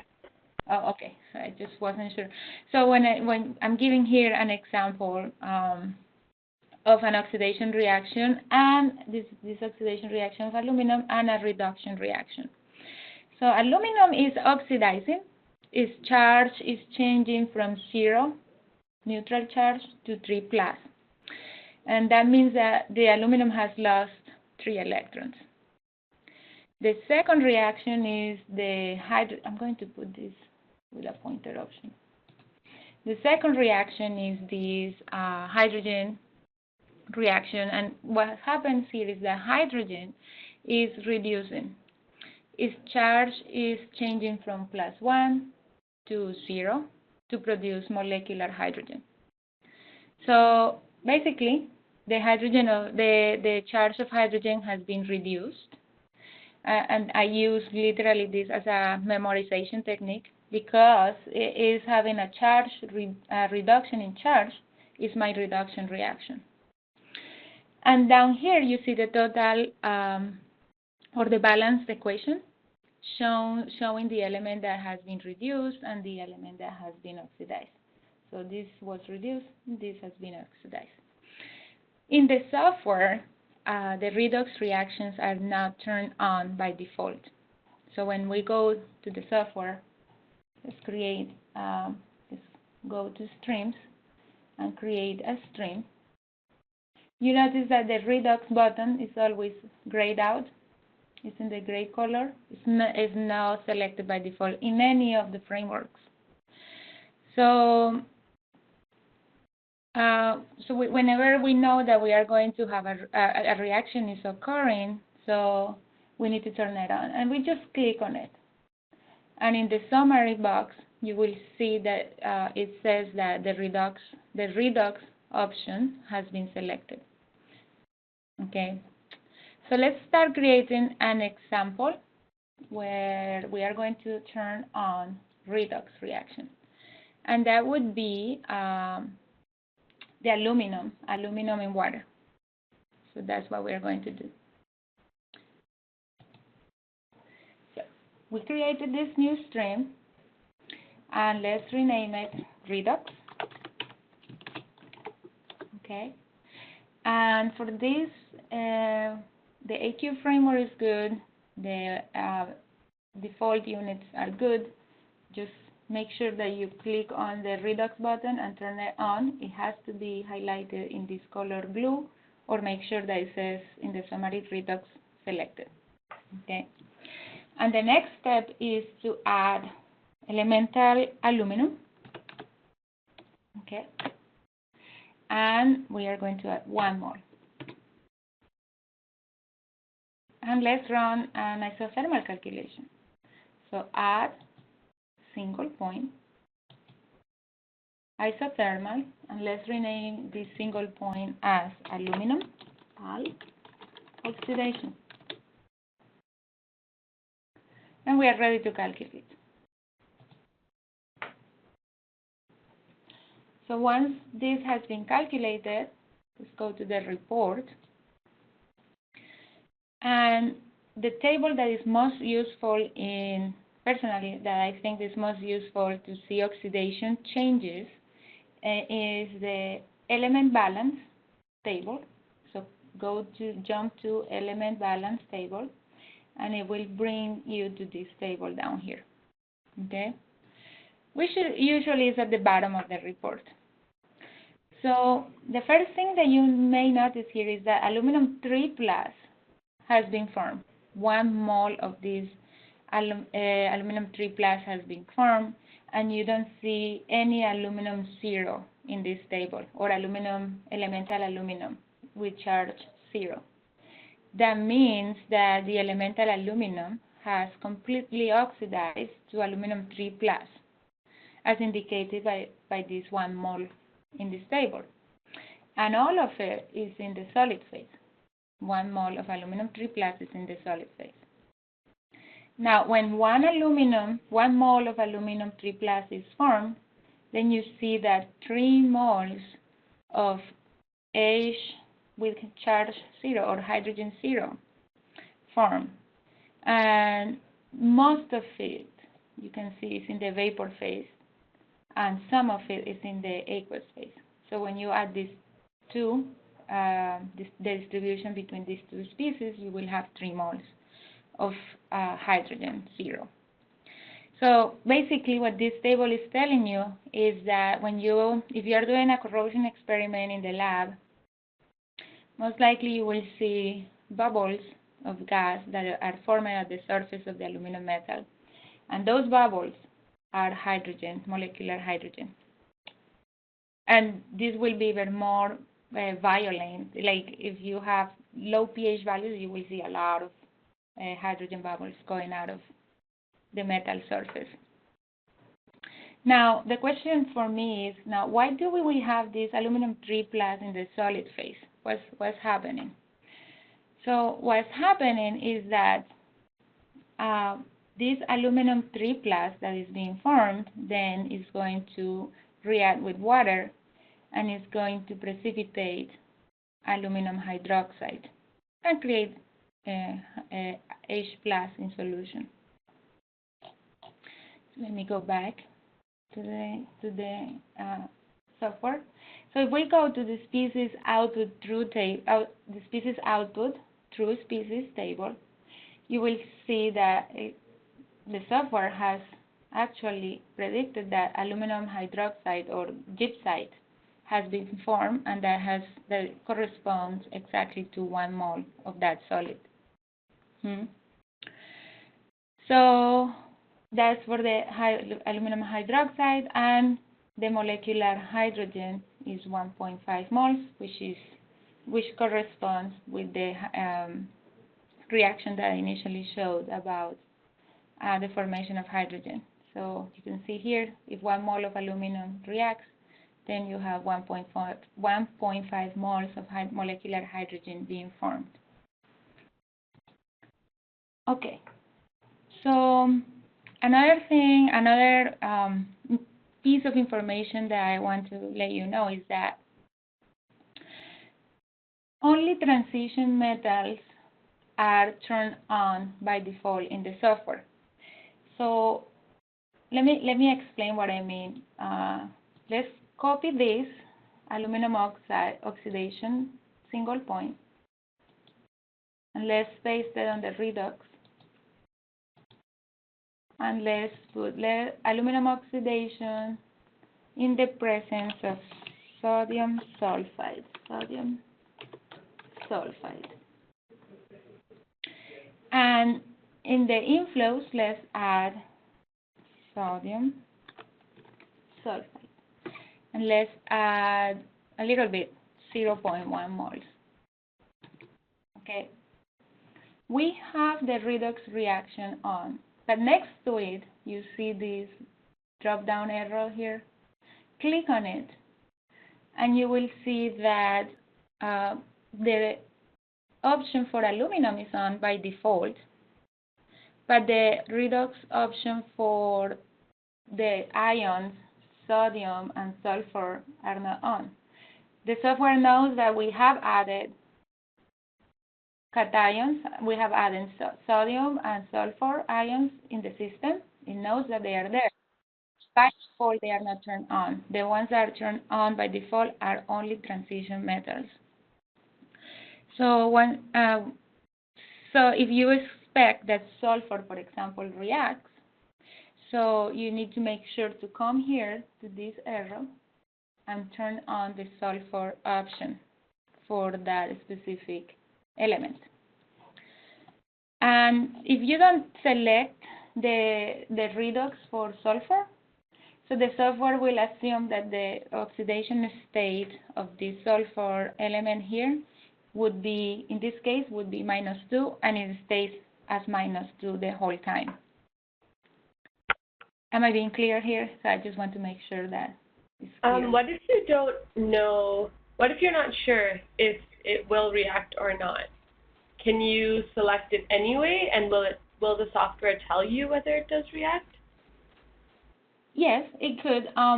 So like it will use all of the oxidation states, and it will let you know how much of it will form. So if it's a very, very tiny amount, or 10 to the -20th, so you know that it's not very likely that it's going to form. You can play with the oxidation states. Another option too, just let me show you something here. So this is a quick access to turn the redox on. You can also go to chemistry, model options, redox. And for aluminum is selected by default, is transition metal. The sulfur, so here, these are all of the oxidation states. You select it, and you can also play with different ones. If you say, no, most likely I won't have. You can always play with this and see what the software predicts. So there's no negative in selecting more, even if you're not sure about whether it does react or not. I wouldn't think so. I wouldn't think that there is a negative. I don't see why would it not be a good option to turn it on. If you know that you have sulfur and you have conditions where reactions will occur, yeah, it's safe just to turn it on. Okay. Thanks. No problem. I have a question. Sure. Can you see how fast this reaction takes place, or to say it otherwise, how long it takes for all the equilibrium to establish? No, unfortunately, this is thermodynamics, so we cannot predict how fast it will occur. However, we have the option of polarization curves. That's kinetics, and I will be showing it in a little bit. But no, it won't tell you how fast this reaction will occur. It will just give you the thermodynamic prediction. Okay, thank you. Okay, so let's continue with this example. Let's not select the sulfur at the moment. Just calculate with the amount of sodium sulfide in the system. And let's go to the report tab and select the element balance table. And I just want you to see here that what the software is doing is we did not turn the option of sulfur oxidation state, so everything is, the sulfur is only in the oxidation state that we entered in the software.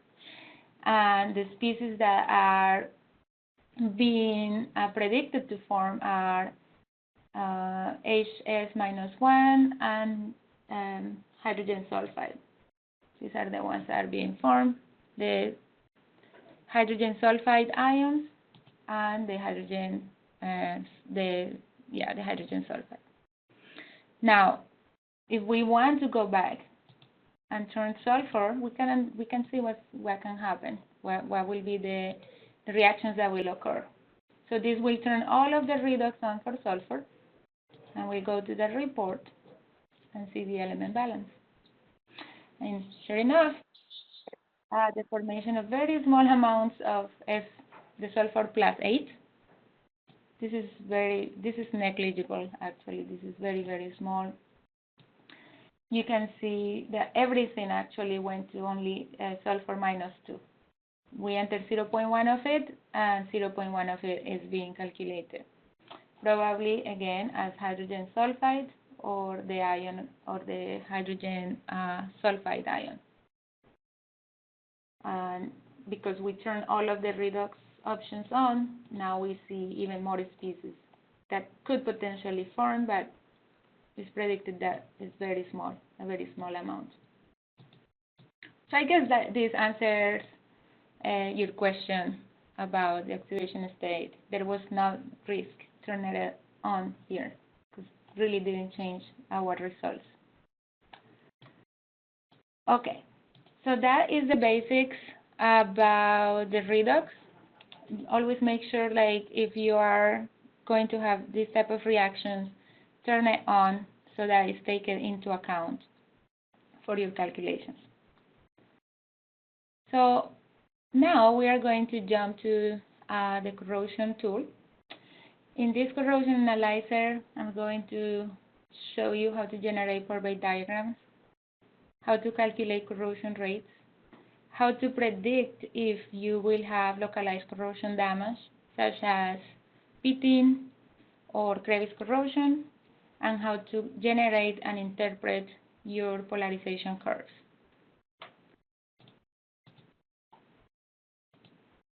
So we will start with the pore-based diagram.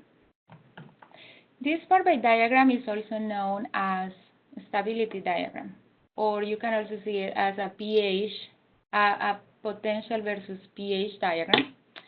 And what it does is that it maps out the possible stable species in an aqueous environment at different pH values and potential values too, a combination of the two.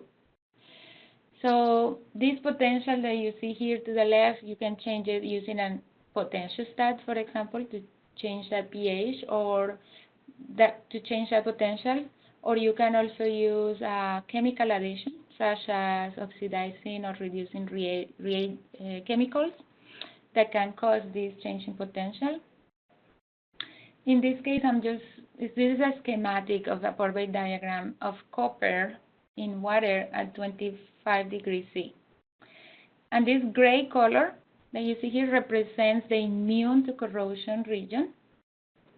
The green color represents the passivity region, where a passive film is formed and it will delay the corrosion process or minimize it. And the yellow region represents the corrosion region. The corrosion region, that means that is where your alloy or metal will dissolve. Now you also will see these two lines. You will see these orange lines in your plot. And these orange lines are representing the water oxidation line. And that means that above that line, water will decompose to form oxygen. And the water reduction line is the line below which water will decompose to form hydrogen. And now, within the lines, you will have what we call the stability region of water. So within this line is where water is stable. It won't oxidize or it won't reduce. So there is another type of lines here that you see. There is the line that divides the yellow region and the gray and the green region, or the yellow region and the gray region. And what these lines represent is that they are dividing or they are representing the equilibrium conditions. In those lines, the activities of copper 2+, for example, and copper are equal for those species that, for these two species. And the equations that are used to calculate this equilibrium is the Nernst equation. So, for example, for the equilibrium between copper 2+ and elemental copper, this is the equation that is being used to calculate this equilibrium here. The equation that the Nernst equation is also used to calculate these lines, these orange lines, and they depend on both the pH and the potential. That's why they are diagonal. Okay, so this is how this is an overview, general overview of how you can interpret a pore-based diagram. But let me show you how to actually do one using the software. So we are going to calculate, or we are going to generate this copper, this pore-based diagram for copper in water. So the first step is, let's add a new stream, and let's name it pore-based diagrams.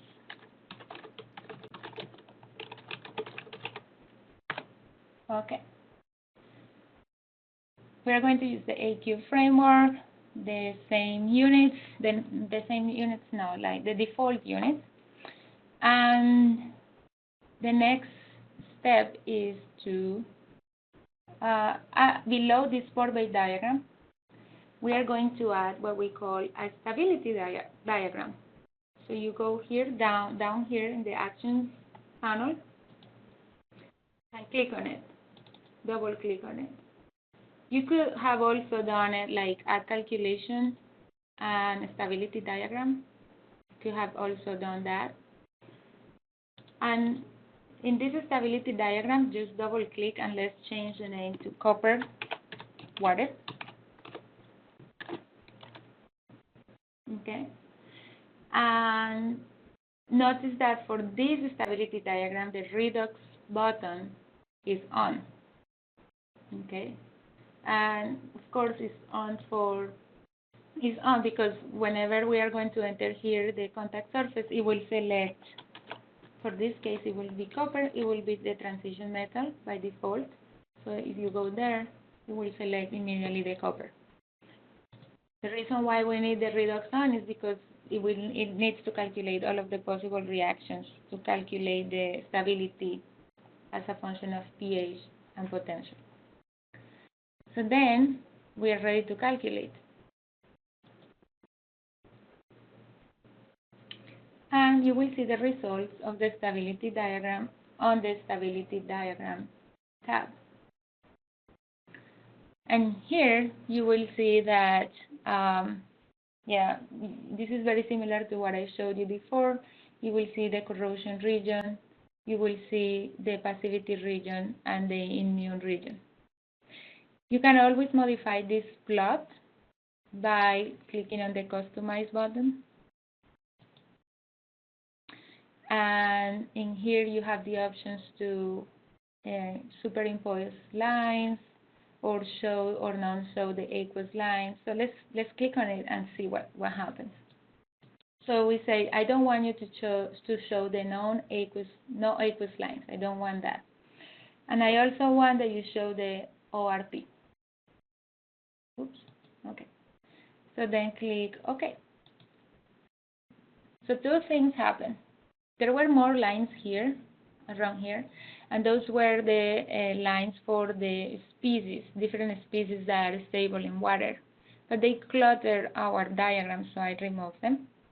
And the second thing that I added was this circle here That is called the ORP, or oxidation reduction potential. And it shows, this basically is telling me the electrochemical potential of the water that we have entered as an inflow. So this will be our bulk solution electrochemical potential. And this line here is representing the natural pH. We enter only water, and the pH is almost 7, so that's the natural pH. And this natural pH and this ORP is telling me that in my current conditions, my copper is in the passivity region. It's forming copper oxide, probably on the surface, and it won't suffer of corrosion. Again, if you want this as a report, you want to report this, you can just right-click on it and export graphic. And if you want to add annotations, right-click on it and just say pour-by diagram. Oh. Copper water system, just for your reference in here. You can do that. Any questions about this? How to set up one of these? Is there another way to get to the stability diagram without clicking the stability diagram tab? Because every time I click it, I get an error that says the application has stopped working. What was that? I didn't hear the last part. Every time I do the calculation and it completes, but then when I click on the stability diagram tab, it says that the application has stopped working, and I've tried closing it 4 or 5 times and it continues to do that. Oh. Is there a different way to access the stability diagram? No, the only way is the tab, and I just don't know why you are seeing that error. It was taking a while for me to get that one open as well. It was taking much longer than previously. Okay. But then you were able to see it at the end. Yeah, I was able to get through. So what about? No, I don't know of another option to see the stability diagram. I wish I could help with. I don't know what to do there. Okay. Let's what we can do is. So you said you closed the software several times, and even like that, it's giving you the error. Yeah. Every time the calculation gets complete, but then when I go to click on the stability diagram, it says that it can't open, and then that Windows has to close. Yeah. Oh, I would need, if you could please take a screenshot of it, and I can further analyze what's going on. But I would like to see the error message, so then I can go and find out, investigate what's going on with that. Sorry about that. No worries.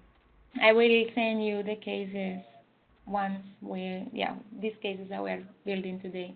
I'll send them to you. Okay, thank you. No problem.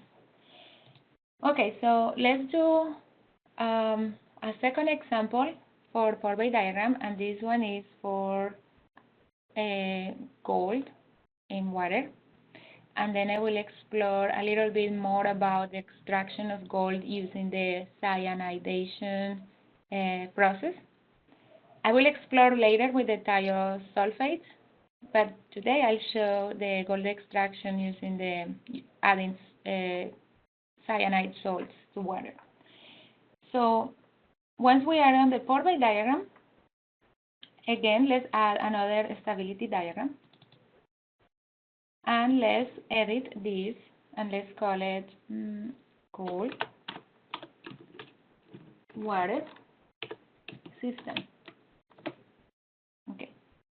So the next step is to add the contact surface. That will be my metal that I want to study. So that will be gold. And again, since we are changing the pH, the software will use HCl and sodium hydroxide to change the pH. We are running this at 25 degrees and 1 atmosphere. And we're ready to calculate. Another thing, if you by any chance you say, I don't want to see my range of potential from -2 to 2 volts, and I want to study lower pH or a smaller range of pH, what you can do is go to the specs button, and in the axis, you can always change those options for the plot variables.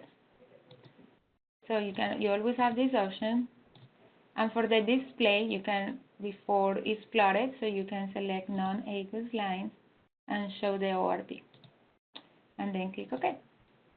And then we're ready to calculate. Okay. So then we go to the stability diagram, and this is how we see the gold in water system. So it's saying that at the pH of water and at this ORP, gold is stable, is within the stability region of water. And notice something interesting about gold, and is that even below this water reduction reaction line that we see, gold is stable. Even when water is not stable, gold is still stable. And similarly, a little bit of higher pH, potentials here above this line of the oxidation of water, gold is still stable.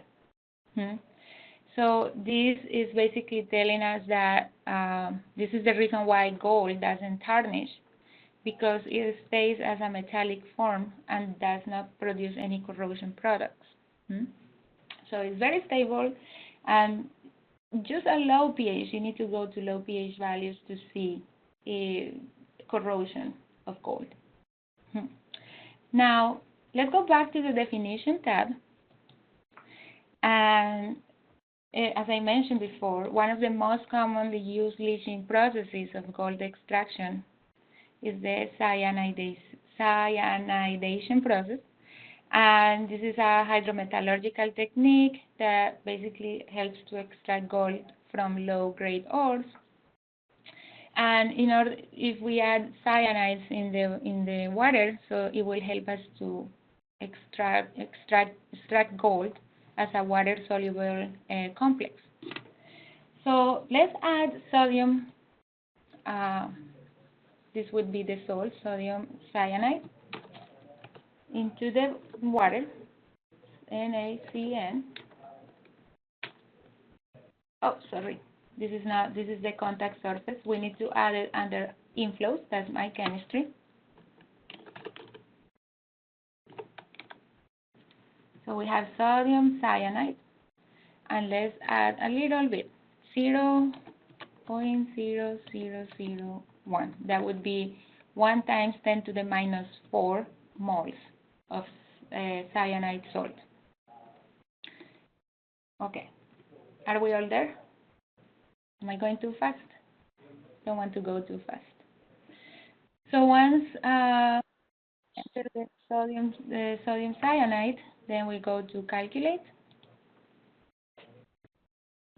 and then we go to the stability diagram. And you can see a huge difference here. You can see that now gold corrodes with cyanide at the conditions that we have entered, the pH, my pH and my ORP. And this is primarily due to the formation of this gold complex that is called gold cyanide ion. Now, notice that this gold cyanide ion is also stable over the whole region of water here. So this means that now gold can be processed in water in a variety of conditions because now it's formed as a complex. And you see that it can be easily recovered after this complex is formed. Any questions about this stability diagram? What does contact surface mean? Contact surface. Oh yes, I'm sorry, I didn't explain that Contact surface means the material that you want to study. So whenever you are doing a pore-bay diagram, it's always going to ask you for a metallic surface. And contact surface means that is the metallic surface that you need to define as to the software for it to calculate all of the species that are stable at different pH and potentials. In this case, you will also see this contact surface for corrosion rates. So the contact surface is like the metal that is exposed to your solution, and then where are they going to calculate your stability diagram or your corrosion rate. That's what it means. Okay.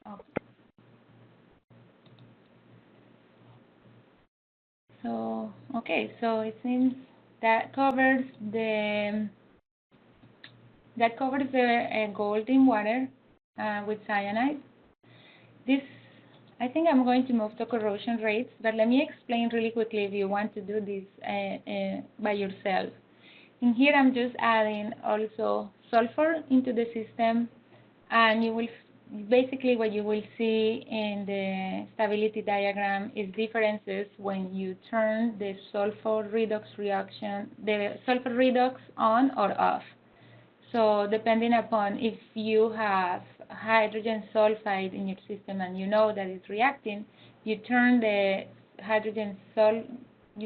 sulfide on, and then you will see that new phases like pyrite and other scales form that are important for the corrosion protection of alloys. Maybe if I have time, I'll be back to this one. But let's go back, let's continue to corrosion rates. Okay, so when we're studying corrosion in aqueous environments, the corrosion rates depend on multiple factors. They depend on the chemistry of the aqueous solution, the concentration of certain components, etc., such as, for example, chlorides or sulfides. So you want to study the effect of those components. You also want to understand if there is an effect of pressure, temperature, the presence of non-aqueous phases. Sometimes CO2 or H2S are very detrimental for corrosion, so you want to study the effect of these gases in water.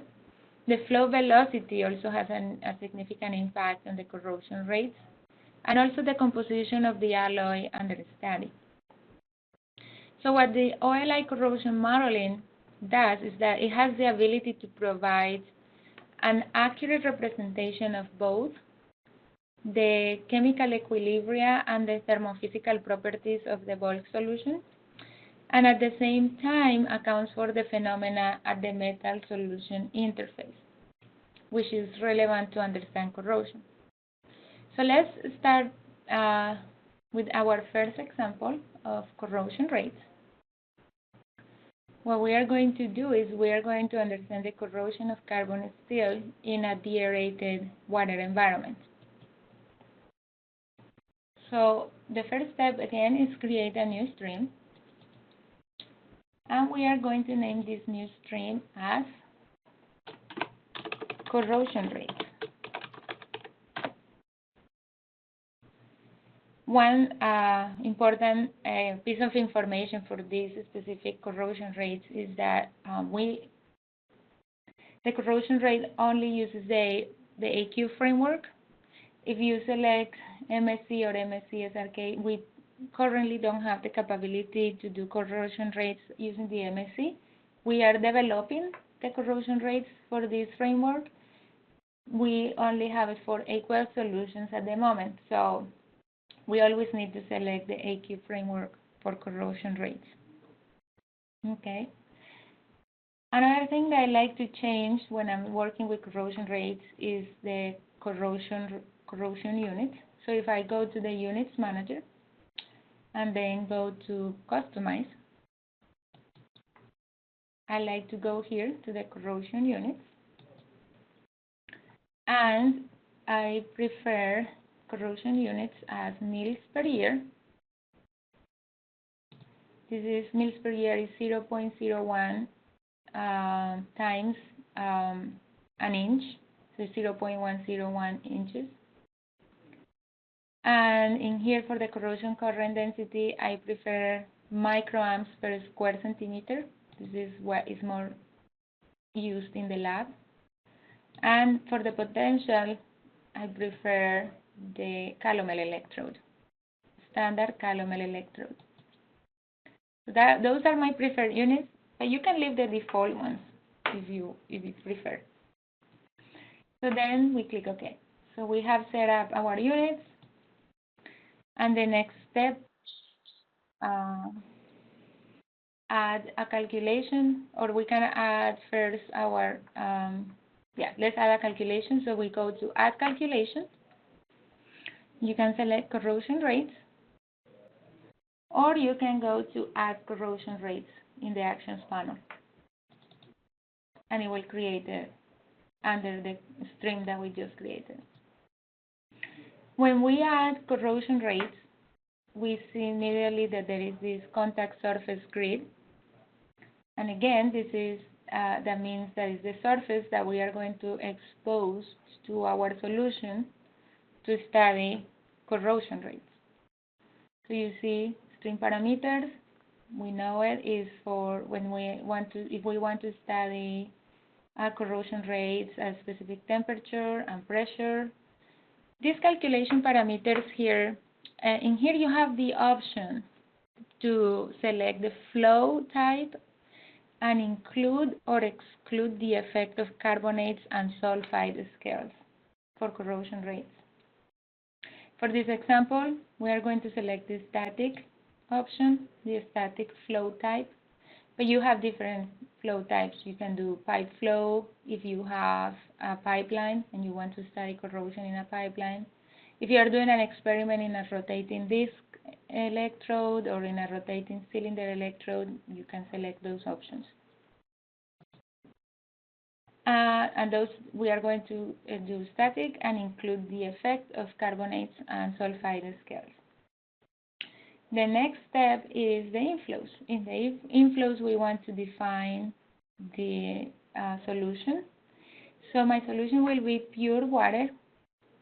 And if it's pure water, it doesn't, what it's assuming is that it's deaerated, that we don't have the effect of oxygen concentration here. If we want to put an oxygenated solution, we need to enter oxygen as one of the components in my inflows. And the contact surface, again, for this example, I want to select carbon steel. But you have different options here. You can select all the alloys that we have in our database. So if you click on it, you will see that there is a drop-down arrow here. And this will be all of the different alloys that we have in our database. So we have pure iron, carbon steel, stainless steel, duplex stainless steel, aluminum, nickel alloys, and copper nickel alloys. Those are what we currently have in our database. And again, these alloys have been studied also experimentally, and our model reproduces the experiments that we have found in peer-reviewed data. So it's based also on experimental data, and the model is using those corrosion rates that have been done in experiments in different laboratories. So once we select carbon steel, my conditions, I want to change this survey by, I really want to calculate a single point rate. That means I want to calculate the corrosion rate at 25 degrees C and 1 atmosphere.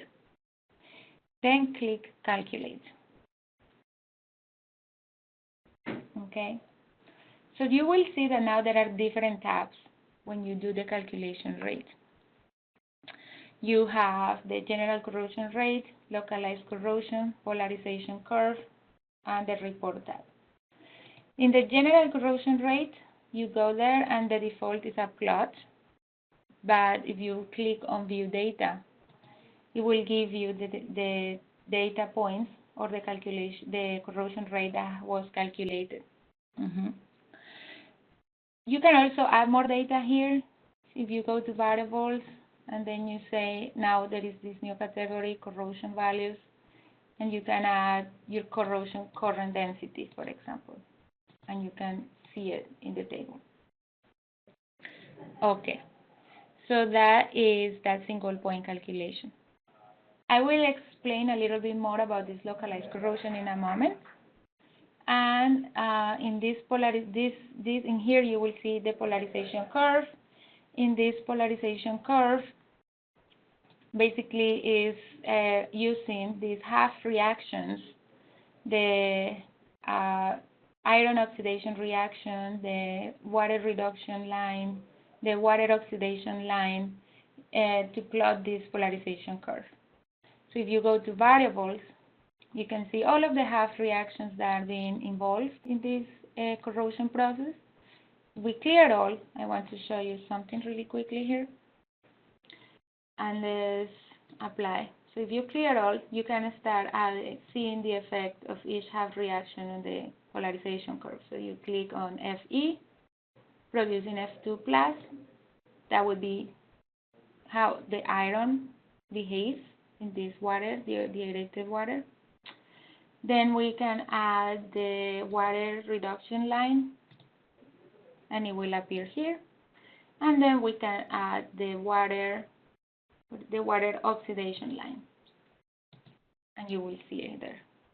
Now the net polarization curve will be the net current density.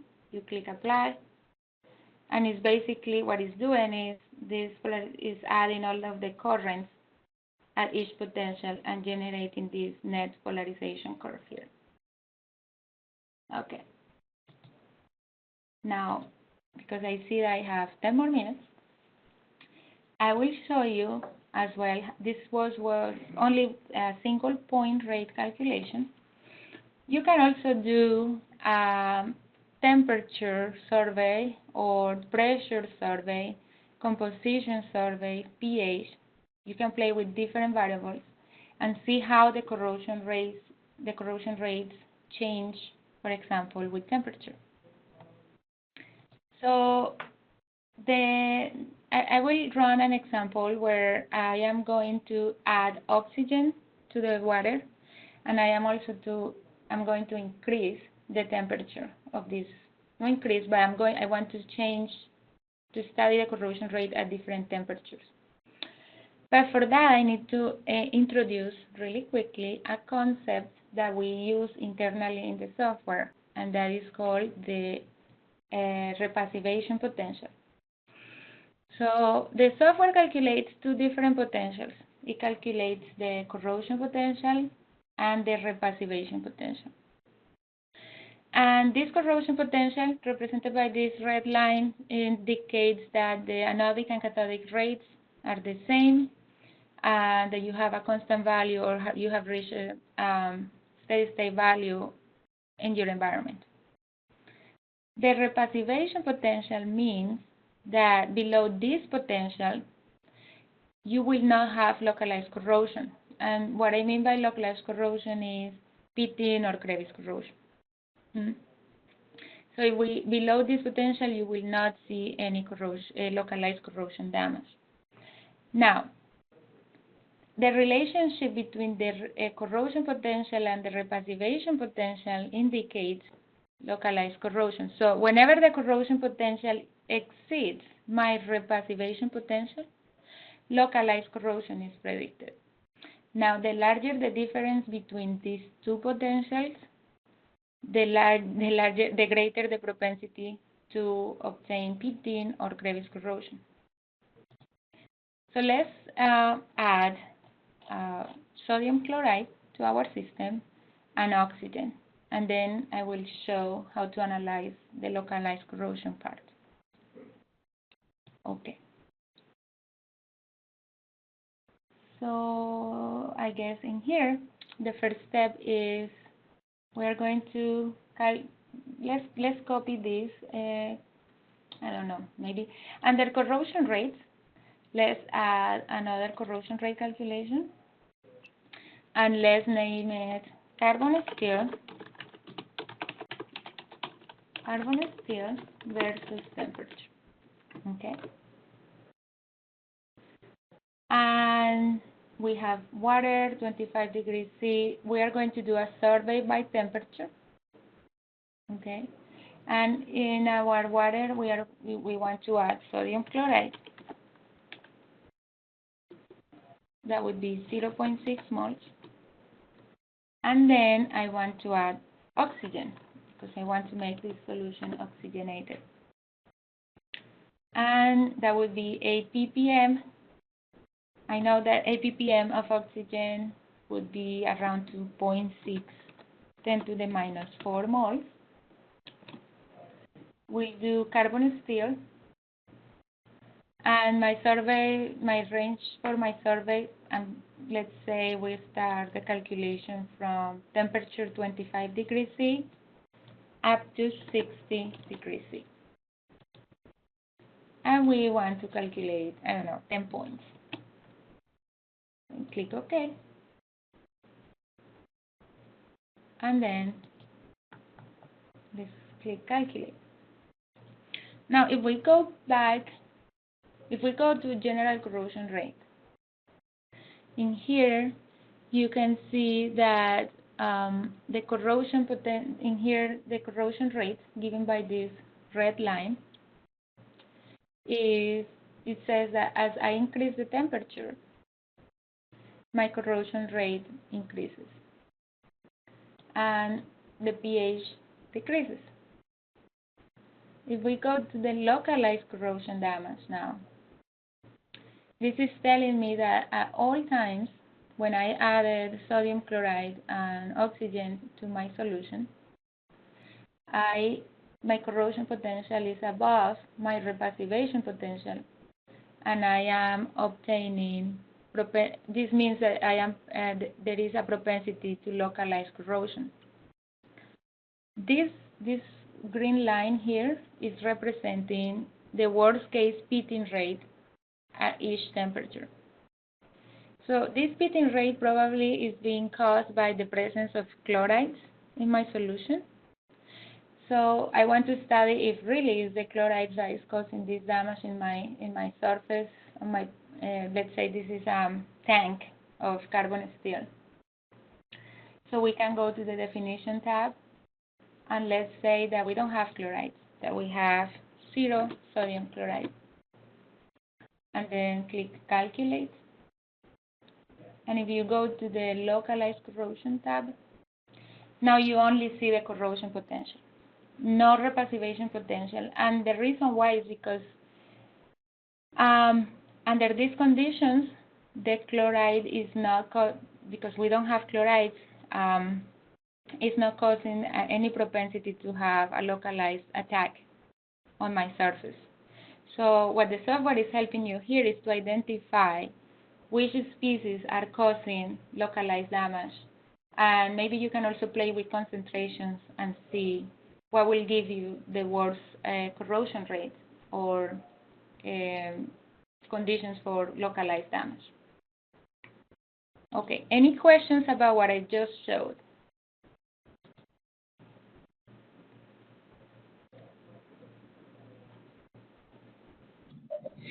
So Diana, we're coming up to the top of the hour. Yeah. Anything that you would like to say finally, yes?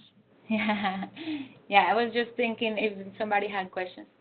So, well, this is the end of the course. And basically, any of the cases that I was showing here, I got them from the Tricks of the Trade manual, the OLI Studio 9.6 user guide. And thank you so much for your time. And please don't hesitate to contact us if you need help or have questions about setting up cases in the software. So thank you so much for your time, and I will give it back to Tad or Mike. Yes, for me today. I know we're all over the place.